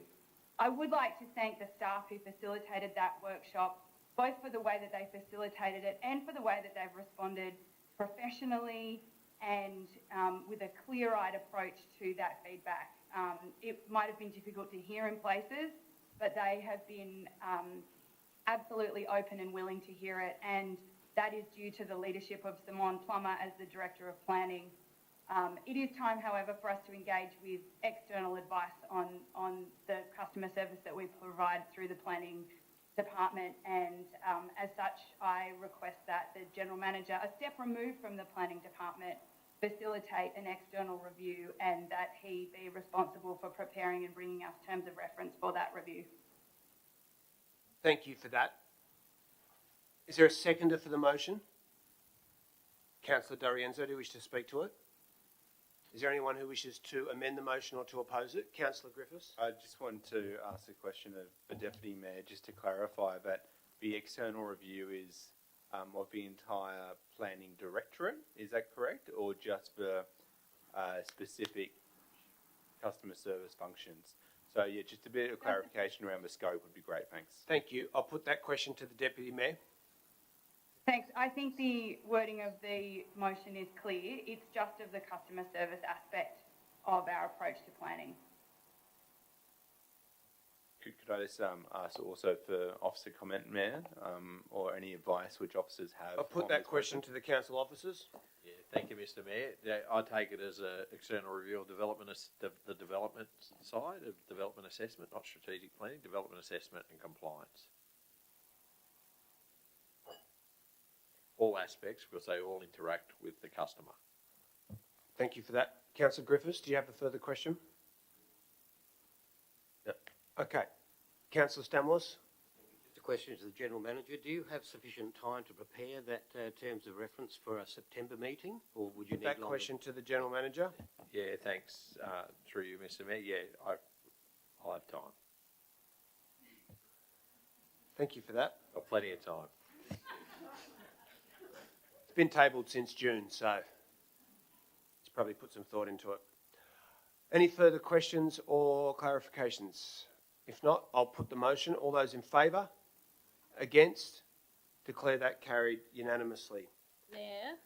That brings us to the investment report. Yes, Councillor Yes, Smith? could I please move item 15 with an amendment? Thank you. Please proceed. Thank you. Please bear with me as I delve into the world of the investment report for the first time. We as a council have made substantial investments in our climate change credentials. Significantly, as councillors will know, our complete 100% divestment from fossil fuels, which we achieved back in 2019, becoming the first council in New South Wales to do so, and we are rightly incredibly proud of this achievement.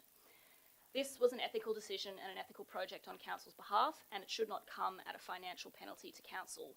But unfortunately, as this report details, this important progress is in jeopardy because of the bank's failure to offer us fossil-free products, notably including the Commonwealth Bank's green investment product, as the report details.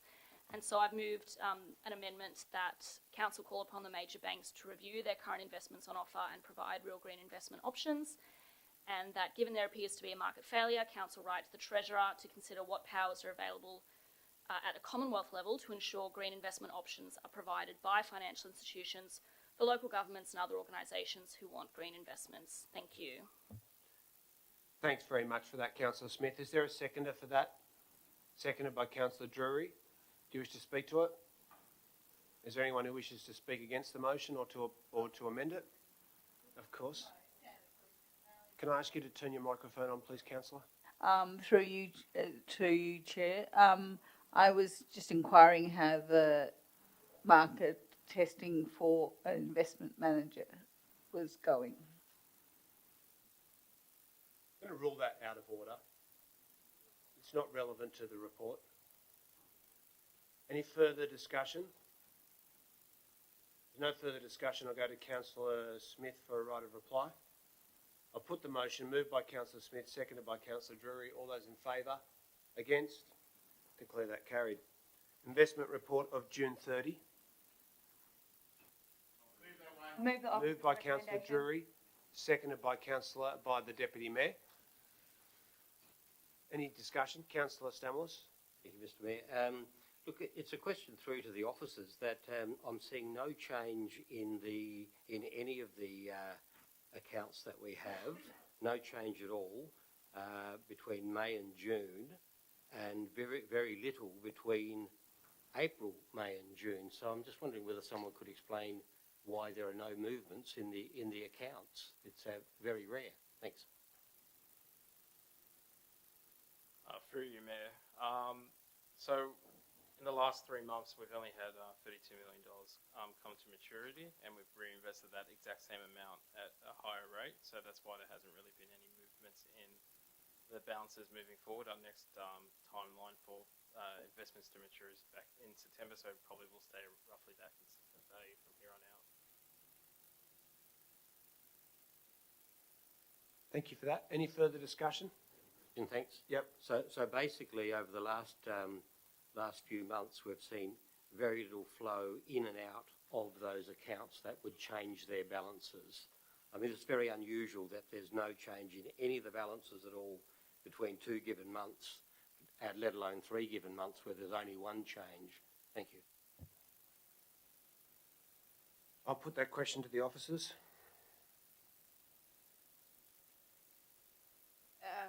Through you, Chair. So as the CFO indicated, there has been just recently that turnover of the 32 million, which will bring a higher interest delivery against it. But other than that, there hasn't been any other movement. So when there's a next maturity in September, then you'll be able to see that reflected in these reports also. Any further questions? Okay. I'll put that motion. All those in favour? Against? Councillor Stamoulis is against noting the report. Item 17, delivery program. I'd like to move the officer's recommendations. Moved by Councillor Griffith, seconded by the Deputy Mayor. Who pulled this one out? Councillor De Cruz.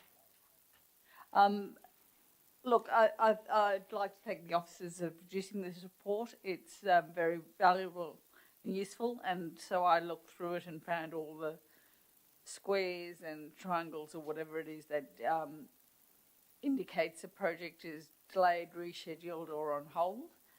And I was wondering if you could comment on the fact that they all seem to be trees and environment related projects.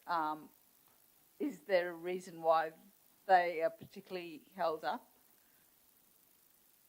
Put that question to the officers.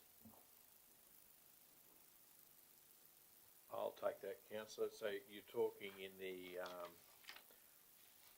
if I look in if the actions you're talking about the tree strategy, I'd take it. So if they're delayed. Tree strategy, biodiversity strategy. We've just had a shortage of resources and recruiting and doing that. It's very hard to get people at certain professional levels. So it's been a challenge to get them. We've had the manager of Urban Forest team resign, so we're working through that. So it's been a changeover, but we're well on the way to recruiting people in the key spots. And would that be the same explanation for other projects which just slipped? Is there any? I've actually got a list here of stuff which has slipped, like children's resurfacing and childcare centres and those kinds of things. I'd have to take those on notice. Yeah. I'm happy if you want to take them. If you want to give us there, I'm more happy to give you a detailed I'll email response you. out it. Yeah, great.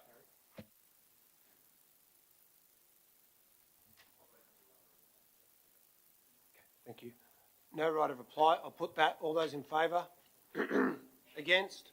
Declare that carried. Arts and Music Recovery Plan, item 19. Councillor Smith? Yes, can I please move this with a report that, an amendment that has been provided to the minute taker. Thanks, as always, to both the staff across Living Arts and the Properties teams for preparing this report, and I also want to acknowledge Councillor Howard for his efforts chairing the Marrickville Town Hall Steering Committee over the last 12 or so months. Which he has done extremely ably, and it's been a very productive committee. This amendment really just seeks to cement some of the outstanding work of the committee that's been identified and endorsed by committee members. As you can see, in particular, points 3 and points 5.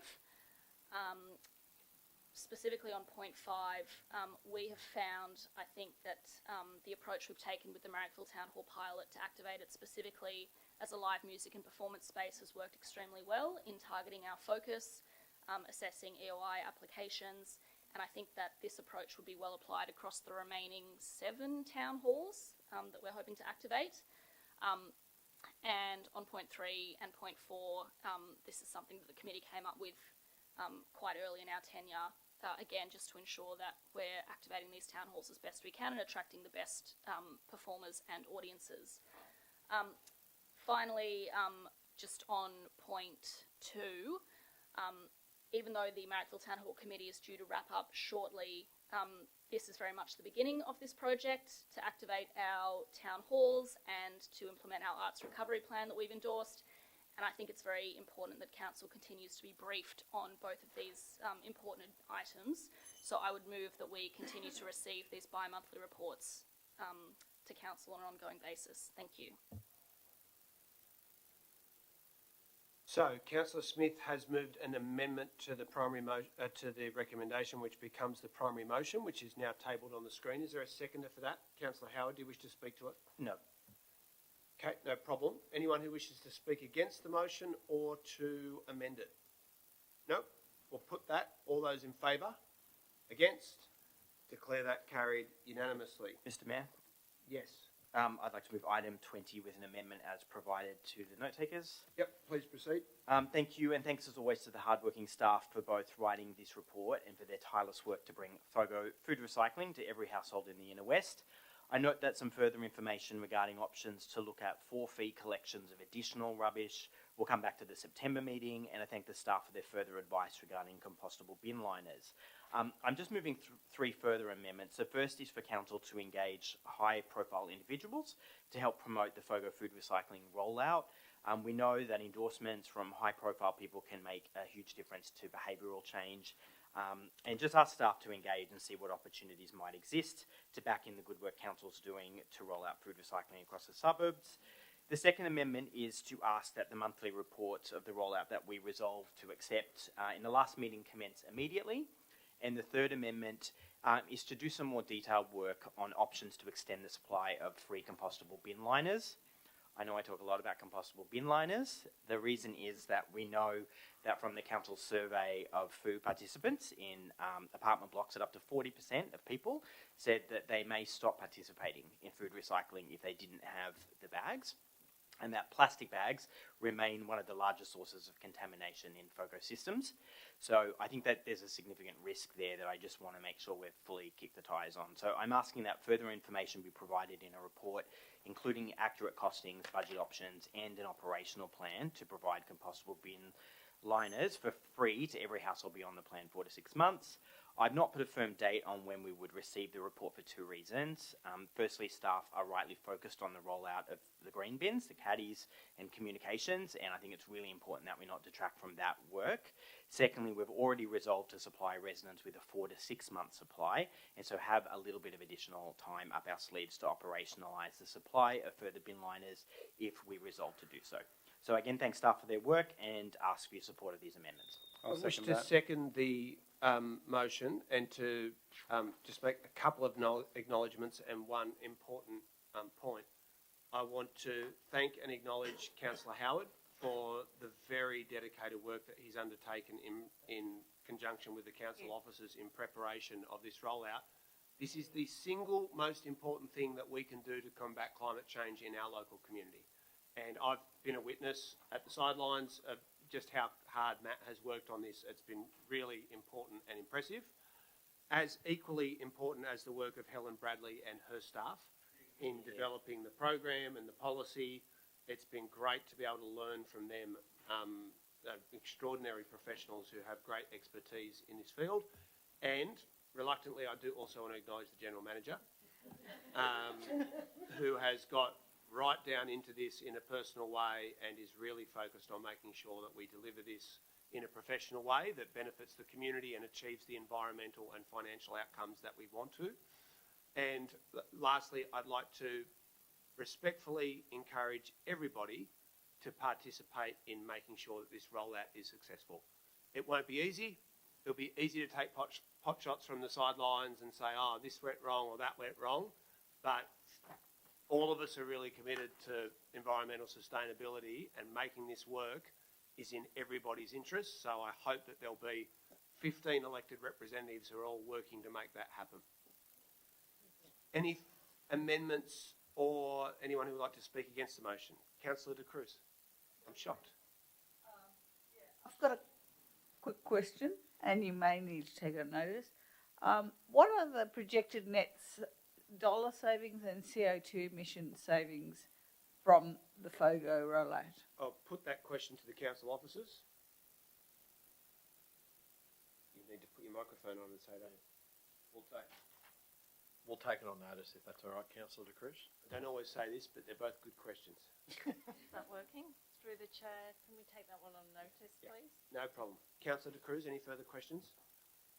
Councillor Shetty. Just very briefly to flag our very excited support for this being rolled out, and it's fantastic to see. Thank you for all your work, Helen. Excellent. And Matt. Okay, if there's no further discussion, I'll put that motion, and Pete. If there's no further discussion, I'll put that motion. All those in favour? Against? Declare that carried. Mr Mayor. Sorry, should have included you. Item 21, Department of Planning and Environment advice regarding local environment plan. Councillor Durry. Thank you. I propose an amendment. I move the officer's recommendation and propose an amendment, please. Yep. Thank you. There are two parts to the amendments that I propose. First is that we write to the Minister for Planning to continue our advocacy for the LEP to be LGA-wide. I note that the correspondence that has been provided is from the Department of Planning, and I'd like to thank them for their consideration of the matters, but I think it's important for a variety of reasons that we need to escalate our advocacy directly to the Minister.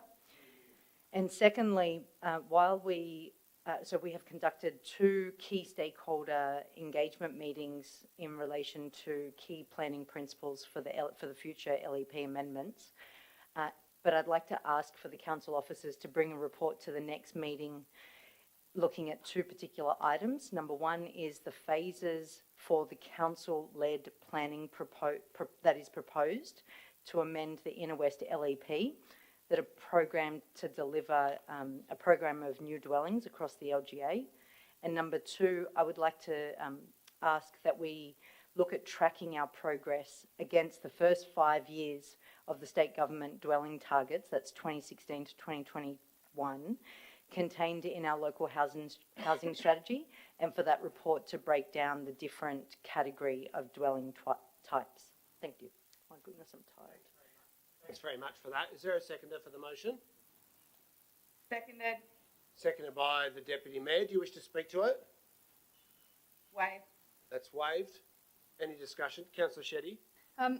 Just wanted to say I just wanted to flag my concern about one aspect of the suggestions that have come from DPE about a way forward and what that councillor involvement looks like. Just the point where they say, subject to independent legal advice, that council should explore options such as delegating planning power to its local planning panel, or request to appoint an alternative planning proposal authority, such as the secretary or delegate at the department. I have concerns that there is already so much of the planning decisions that have been taken away from local councils, and I would be very reluctant to see us deliberately delegate any sort of planning powers to the local planning panel, and I think that would be a misstep. So I am hoping that we can all agree that we should try and hang on to any of the planning powers that we do have, so that we can take our responsibility as elected representatives of our community and guide the kind of development that is going to be driving this and suitable, and that we can do that in conjunction with community consultation and not just have it imposed by the state government. So that's all I wanted to flag, but happy for this to progress. Agreed. Thank you for that very much. Okay, if there's no further discussion, I'll go to Councillor Darien's. Councillor Stamos. Thanks. We're saying here that the report outline our progress on the targets for 2016 to 2021. Do we actually know the outcomes to the Director of Planning? Thanks. Put that question to the Director.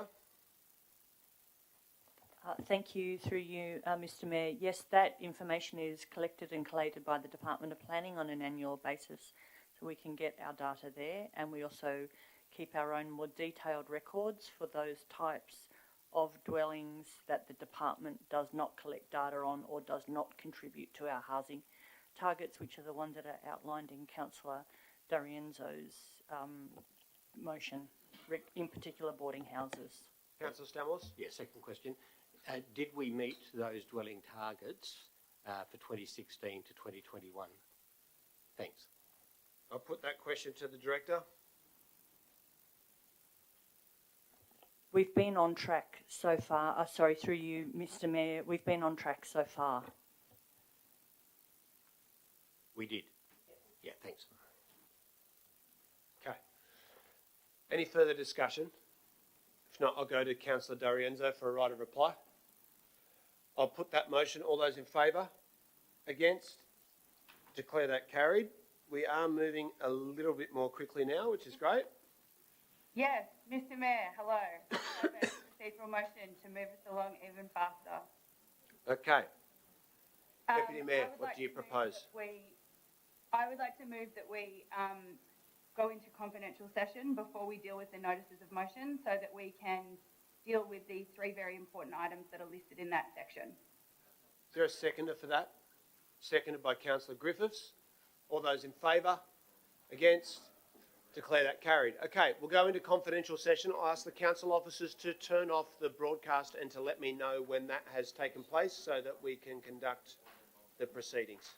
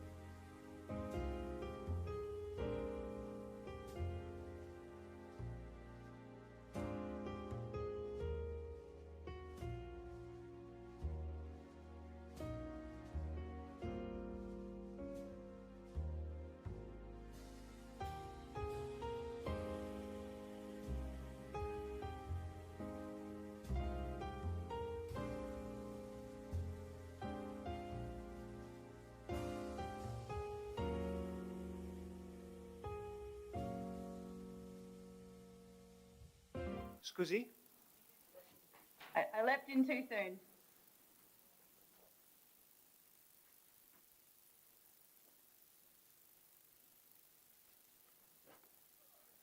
All good. Okay, the broadcast has recommenced. Move to item 23. Councillor Drury is moving the officer's recommendation. Do you wish to speak to it? I would like to briefly thank the staff for work on this committee and thank the committee members. I think this is a pretty constructive committee as we had envisaged, and everyone is applying themselves in that fashion. We are seeking a greater level of scrutiny in relation to our major projects, a greater understanding. Major projects always have challenges, and we need to work through those, get early indication of what challenges there are in terms of projects, and to be able to communicate with our community. We understand that something becomes a major project because it's something a lot of people want. And so there is often a very big constituency and lots of people who are actively interested in these capital projects. We are getting better at the way we manage these things. We have a significant amount of progress to make in relation to this, and I have a view that maybe we probably need to actually have some less major projects and make sure we kind of get them absolutely right as we go forward. But we have the budget that we have the major projects on hand. I really appreciate the approach that's been taken by Ryan to this, and he's been well supported by the General Manager in terms of getting us improvements for these major projects. So that's seconded by Councillor Lockie. Do you wish to speak to it? No? Any discussion? I pulled this one out because I was actually going to comment that it should be noted that the Henson Park budget is $1 million, not $500,000, and so that's a typo. And I believe in the report body it was that's correct. And also whether we can look at what that budget actually means, because it says with LPAC there's $8 million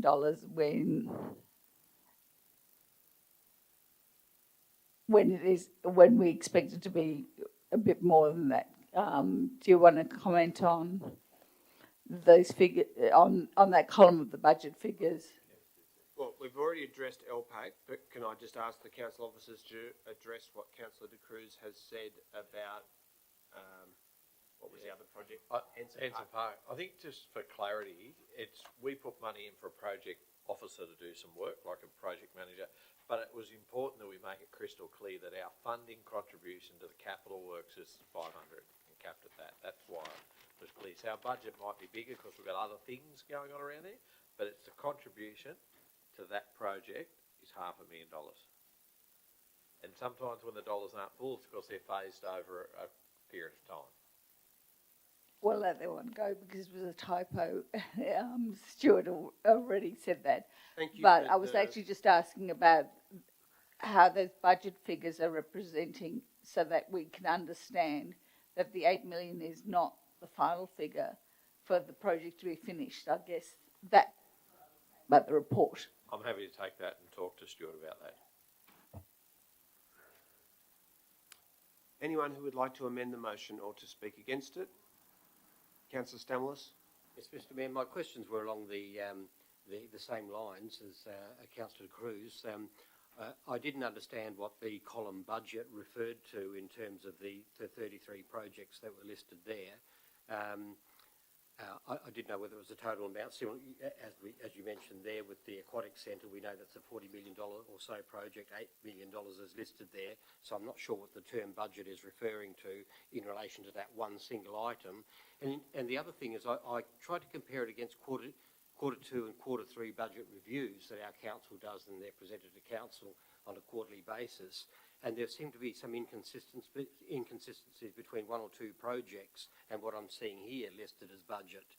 So maybe my comment here is that could we do that effort just to make it consistent, or otherwise just detail what that budget column is referring to so that we know what we're looking at. Thank you. Put that question to officers. Statement. Okay, we'll let it hang there then. Any further discussion? No. I'll go to Councillor Drury for a right of reply, which is waived. I'll put that motion. All those in favour? Against? Declare that carried. Mr. Mayor, Yes. I'd like to move a procedural motion to suspend standing items to bring forward and discuss item 51, question on notice, council flyer, we are about respect. Okay. Councillor Howard is moving a procedural motion to suspend standing orders to deal with item 51. It's seconded by Councillor Stevens. I'll put that. All those in favour? Sorry, can I just ask a point of order? Yes. I didn't think our code of meeting practice allowed discussion on questions on notice. I'll seek clarification from council officers about that. I'll put that question to the Manager of Governance. It doesn't not allow, so you can if you need to. Okay, so it's in order. I'll put that motion. All those in favour? All those against? I'm just going to recommit that vote because there was a lot of hands that weren't up for either. All those in favour. So Councillor Howard is moving a procedural motion that we bring forward item 51 for discussion. Councillor Flyer, it's a question on notice. Councillor Flyer, we are about respect on page 994. All those in favour of the procedural motion, please raise your hands. In support, I have Councillors D'Arienzo, Howard, Stevens, Smith, Sardulius, Drury, Lockie, Scott and myself. All those against? Against, I have Councillors De Cruz, Atkins, Langford, Shetty and Stamoulis. Where are you on this, Councillor? You can. It counts as a no vote, though. Councillor Griffiths has abstained from the procedural motion. That has been carried. What happens now? I just asked 3 questions, if I may. Yes, please do. I'd like to ask Councillor Stamoulis, do you support the production and dissemination of the We Are About Respect flyers? Do you support the production and dissemination of the We Are About Respect flyers?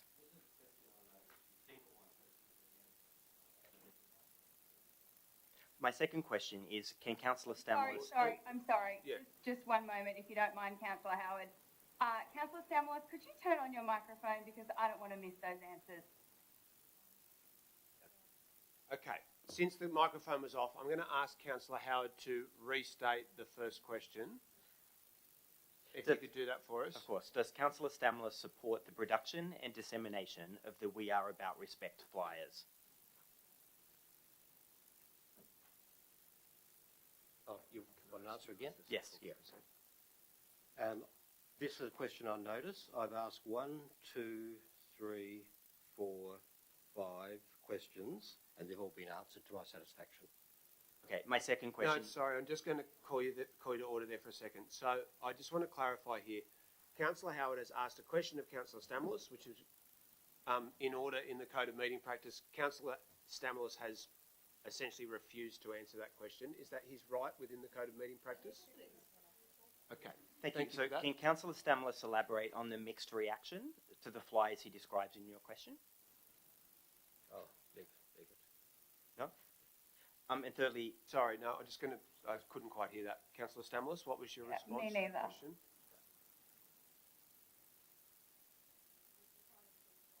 Well, no, that would say I declined to respond. I can't hear anything. Yep. We'll just wait. Yep. Sorry, Councillor Shetty, I'll ask you... Sorry, just a point of order. Yes. I believe we just sought clarification that the councillor is not, does not have to respond to No, the he's able to decline, but he hasn't said anything as yet. Sorry, can I just get clarification from the Manager of Governance that does he have to decline or is he just able to not be mute? respond? Yeah, I'm curious about how this works. Okay, I'll put that question to the Manager of Governance.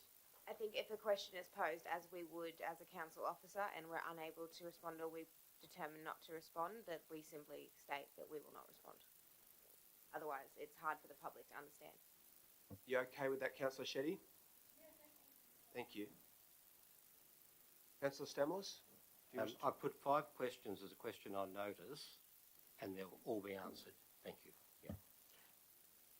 Okay, well, that's certainly not a response to the question. Councillor Howard? My third question is, does Councillor Stamoulis support the range of actions outlined in the flyer that could be taken by council to protect staff and other patrons? Put that question to Councillor Stamoulis. Councillor Shetty, I'll ask you to desist from instructing or guiding Councillor Stamoulis. Councillor Stamoulis, you have the floor.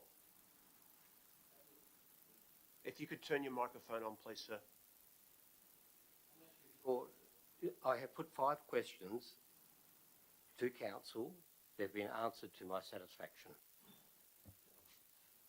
Okay. Thank you, Mr. Mayor. Can I address the questions briefly? Yes. So, thank you. And Councillor Stamoulis, your questions just inspired other questions from me, hence I'm asking you my questions. I just wanted to take the opportunity to thank staff who work every day to keep our council running and to provide the critical essential services that so many in our community rely on. I want to reiterate that every single person has the right to be safe at work. There is just no circumstance in which bullying, aggressive or violent behaviour against our staff is justified. I also appreciate that in the vast majority of cases, people engage with staff respectfully. However, acknowledge that there needs to be measures in place to protect staff in those few instances where that isn't the case. It is entirely appropriate for the council to create and publish materials that remind residents and staff about our mutual obligations and rights, and to promote healthy, positive and respectful interactions.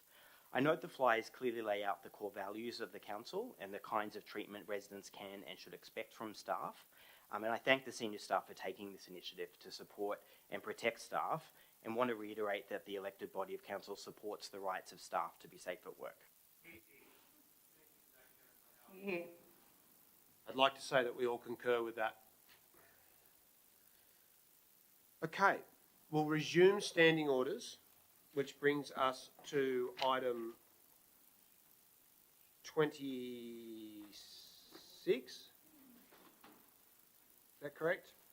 Notice of motion, cycling infrastructure, signage, designation and enforcement.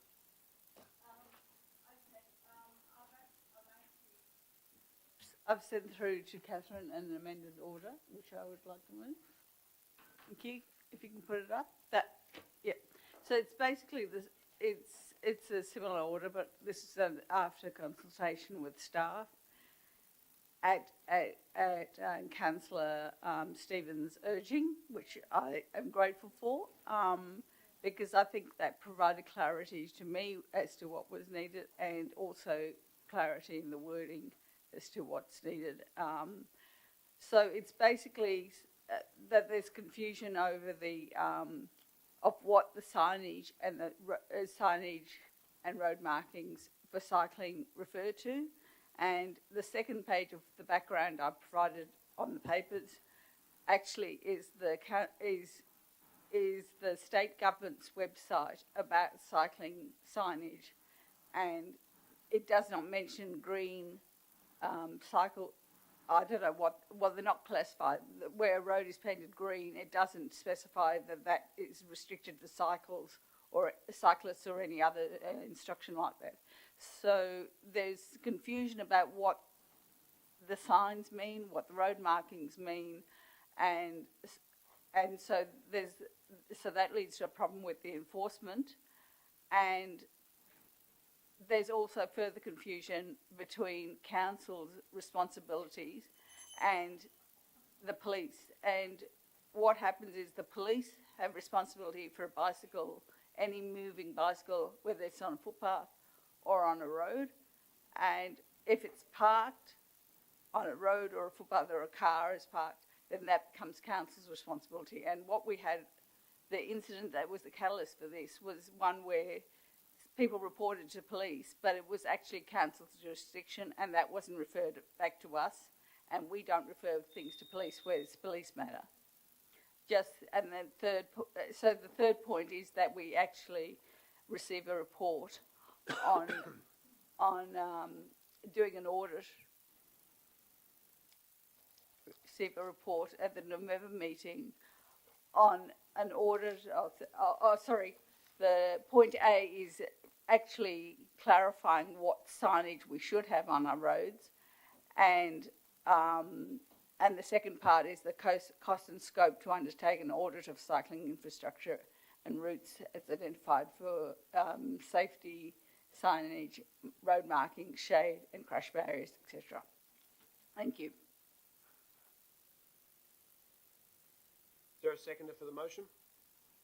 Councillor Shetty, do you wish to speak to it? Is there anyone who wishes to amend the motion or to speak against it?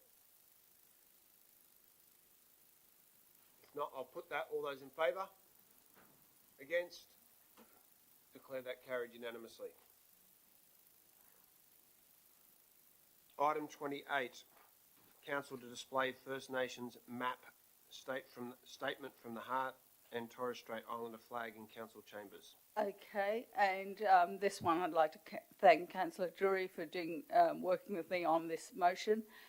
This was the original motion on the papers, and if Catherine could put up the amended motion, that would be appreciated.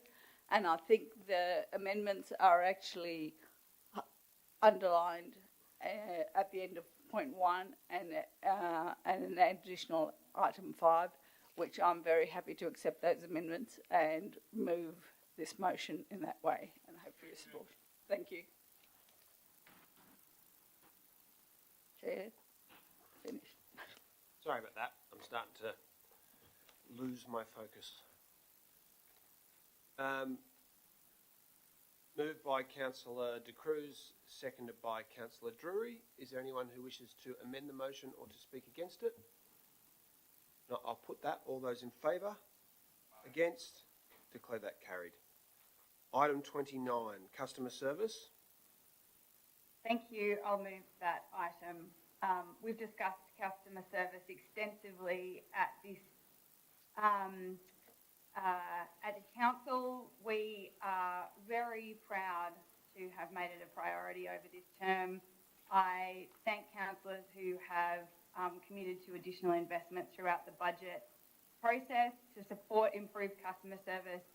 It is probably the most tangible and hands-on way that our community engages with us, and we've gone to considerable lengths to make the service program more accessible by rotating out on the weekends, and we are going to do even more of that, and also make those service officers available beyond the parks and libraries, at the train stations, in the shopping centres, and after hours, and critically online. I know how fond we all are of interacting online, and so let's make sure that our council support staff are also there interacting online and engaging in the online town square, where we know that so much business is being managed these days. I commend this additional program of customer service to the council, and will remind them that we have already committed the investment to undertake these actions.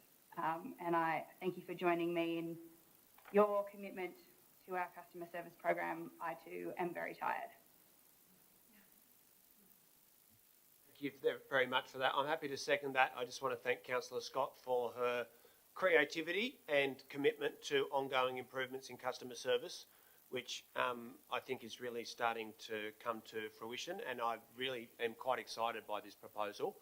I, with great respect, note that a large minority of the councillors voted against the funding for this proposal in the budget when we adopted it, and some have been critical of it subsequently, and so would expect, in the interests of just straightforwardness, that they would also vote against the motion now, having voted against the funding for it. So, is there anyone who wishes to amend the motion or to speak against it? Could I speak briefly, please? Of course you can. Councillor Atkins. Simply to give an explanation for voting against it, particularly as I'm also on the Customer Service Committee. I think this preempts what we will see at the September meeting from the council staff in relation to the customer service strategy. In the interest of time, I won't go into any further detail, but that is just my this is not reflected by what the Customer Service Committee has been given as an indication of what is in the engagements from the community. So that is why I won't be supporting. Okay, thank you for that. there's no further discussion, I'll go to Councillor Scott, the Deputy Mayor, for a right of reply. Yeah, look, with respect, Councillor Atkins and I are on the same committee, and this absolutely reflects the interactions that we've had with that committee and does not in any way preclude further strategising that they might do, but brings forward a program of work that we have been absolutely urged on to do by our representatives on that committee and from the community at large. Okay, thank you for that. I'll put the motion. All those in favour, please raise your hands. In support, I have 8 councillors. All those against? Against, I have 6. Councillor Griffiths is absent. That has been carried. That brings us to the next item, which is the emergency services levy increase. I'll withdraw. Thanks for bringing the Mayoral minute. No problem. Thank you for your collaboration on that. I think we're of one mind. So that is withdrawn. Item 31, notice of motion webcasts. Councillor Stamoulis. This is simply tapping into council's engagement with the public. We're doing it in a number of ways, as various motions and forums are showing. But one thing we don't seem to be doing is hitting the mark with the webcasts themselves. You can see there the data showing that there's a trend, a drop in the number of views we're having. Some of it might relate, I'm not proposing any solution here, I'm suggesting that it be looked at, but some of it may be because it's hard to find particular topics. People might want to go into a particular plan of management. People might want to look at the budget. They've got to find what meeting that was discussed, and then they've got to find that item in the webcast itself. So I'm wondering if there's a way of cataloguing that better. I'm sure there are ways of doing that so that people can find what they need, and under key sort of items like budget or policies and plans of management, thereabouts. There might be a better way of organising our webcasts. That's what I'm suggesting. We have a look at it and see what comes up. Thanks. Okay, thank you for that. Is there a seconder for the motion? Councillor De Cruz. Could you turn your microphone on, please? Yeah, I think it's timely that we review our what we put out to the public in our webcasts and how we integrate it with the papers and other relevant information, so that the public can use it effectively to improve transparency of council, which is why I think the webcasts were introduced in the first place. And with the larger council, I know people enjoyed attending council meetings, which came as a surprise to me, but they did, and so I guess... I can't say I always did. Oh, sorry, the audience. People came to watch, which is quite surprising, so I think they can watch that in the comfort of their own homes. When we had the jazz online, people said they were in their bathtubs enjoying the jazz, so I guess everyone can tune in when they have the time available for exciting entertainment. So yes, I think it is timely that we review the accessibility and what we can provide, get some feedback and look at the stats of who's using it and what they're using and how they're trying to find it, and etc. So thank you. Thanks, Councillor Stamoulis, for bringing this. Okay, thank you for that. Is there anyone who wishes to amend the motion or to speak against it? I will speak. Deputy Mayor, yes. Yeah, look, I can't imagine why people wouldn't be tuning in to watch this enlivened debate at 11 p.m, particularly when we've just gone through a debate about whether we should actually meet the community where they are, and half the council has voted against that.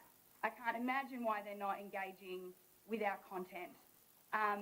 These two things are inextricably linked. The council is not about the meetings. It's not about broadcasting our debate. It's not about grandstanding. Our job as councillors is to get out there and meet our residents where they are, to take up their concerns and to resolve them as best they can. As this is a frolic of Councillor Stamoulis' own that is not something that we should prioritise. The council staff have plenty to do, particularly since we've just committed them to doing weekly customer service outreach. And that type of community development is where our efforts should go, and not to fanciful suggestions about the webcasting. Thank you for that. I'll just add to that very briefly. We're getting towards the end of the meeting. I don't think that there's anything untoward in an indication that fewer people are watching the meetings online. It may be that there's a few colourful characters, colourful and disruptive characters who previously were participating in council meetings that no longer do. Certainly it is the case that the council is getting through a mountain of business and in a much more efficient and professional manner than was the case in the last term of council. And so if that means that the meetings are not as televisual or compelling to watch or don't appear to be a soap opera, then that's a good performance indicator. We're getting through what actually matters. And if any councillor wishes to contribute to making the meetings better viewing, they could always improve their speeches. Councillor Stamlis, do you have a right of reply? We webcast the meetings because it's a requirement to do so. That's why we webcast the meetings. If they're fanciful and spurious or whatever, we wouldn't be doing that. And as part of this council's integrity, accountability and transparency, that we webcast. And what I'm saying is we go one step further to make that accessible to our people. So if they want to tap into the budget discussions, they click in an icon and find the various budget discussions. If they want to hear what their councillor's saying, and want to tap into what their councillors are actually saying, which they don't often get to hear, it's there on the webcast for them. My focus is on accountability, it's on integrity, and that's what this motion's all about. And it's about making sure that this council is accountable and it's accessible to its public. That's what the motion is. Thank you. Thank you. That was profound. Okay. I'll put the motion from Councillor Stamlis. All those in favour? All those against? That has been defeated.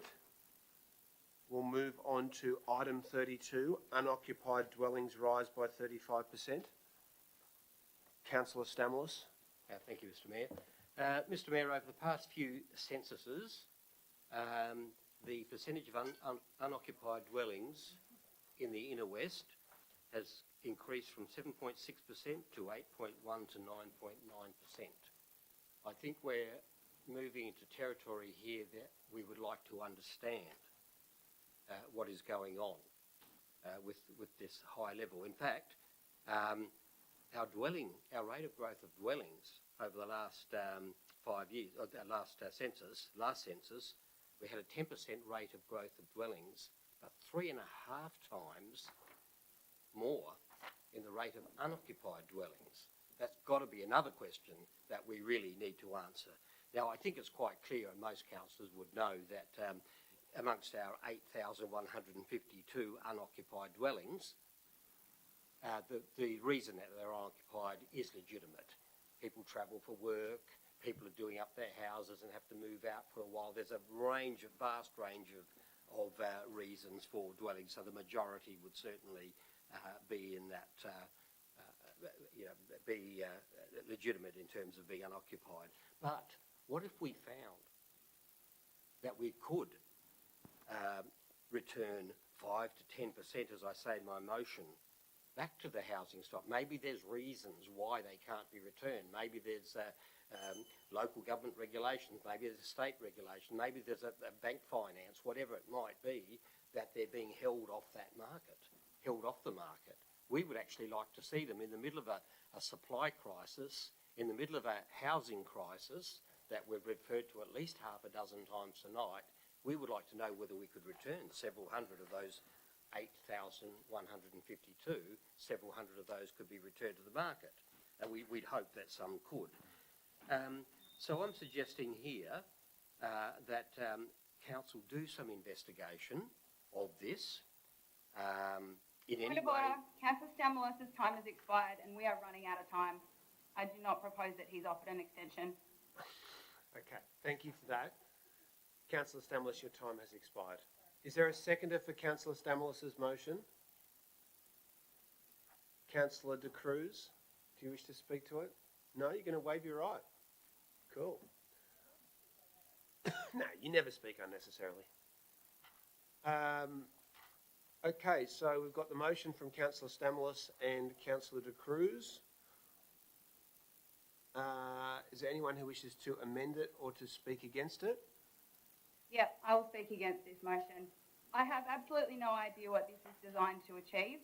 This council is doing an enormous amount to contribute to resolving the housing crisis, and this evening we have identified and proactively resolved to engage at both the state and federal level to build more housing, which is the actual answer to the housing crisis. Now, I'm not sure what Councillor Stamoulis is proposing here, that we write to every address that has no one living in it, and then what do we find out when we get the return to sender mail? Are we going to resume their home somehow? This is once again a frolic that distracts us from the real issue, which is we have a part to play and we are playing that part.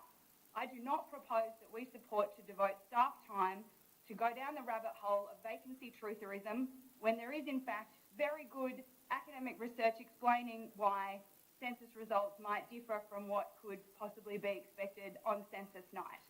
I might also suggest that if your data point is 2021, there was in fact a very good reason why perhaps the population recorded that night was different from in other years. And so I would urge councillors to recognise the good work that we are already doing and to not be distracted by side quests like this. Okay, there's no further discussion. I'll put the motion. All those in favour? Of course you do, yes. More statistics, please. Yeah. Look, what we find is that there is a trend increase happening to our unoccupied dwellings. You can see it there very well there that in fact in 2016 we had over 6,000 unoccupied dwellings in the inner west, and it certainly increased. I don't disagree with Councillor Scott. COVID might be one of those reasons too, that some of that stock was empty. I won't disagree with that at all. I think it's a very, very valid comment. The key issue though with this notice of motion is there could be something preventing a small proportion of those dwellings from hitting the rental market or housing market. The note time is 11 p.m. And I'll just allow Councillor Stamoulis to conclude and then we can... Sure. And the return of a small percentage, whether it be 5 or 10% or even 2%, would be something that councillors would want. I'm sure that our councillors would want to see that. Now, it's not a difficult process to just get some basic further information to extend the data that's there, find out what the type and nature of these dwellings are, come back to council with that very simple process. In fact, it'd be less than a couple of days' work to get some additional information to say, is this worth continuing? And also to find out on an ad hoc basis, are there impediments at the state government level, Commonwealth level, local council level, stopping these from getting back onto the market? That's an important thing too. My comment is getting 400 dwellings, 800 dwellings, or even 160 dwellings, 2%, back onto the market is a very, very important thing in a housing crisis. Thank you. I'll put the motion. All those in favour? All those against? Declare that defeated. I propose that we defer all remaining items to the next ordinary council meeting, seconded by Councillor Stevens. All those in favour? Against?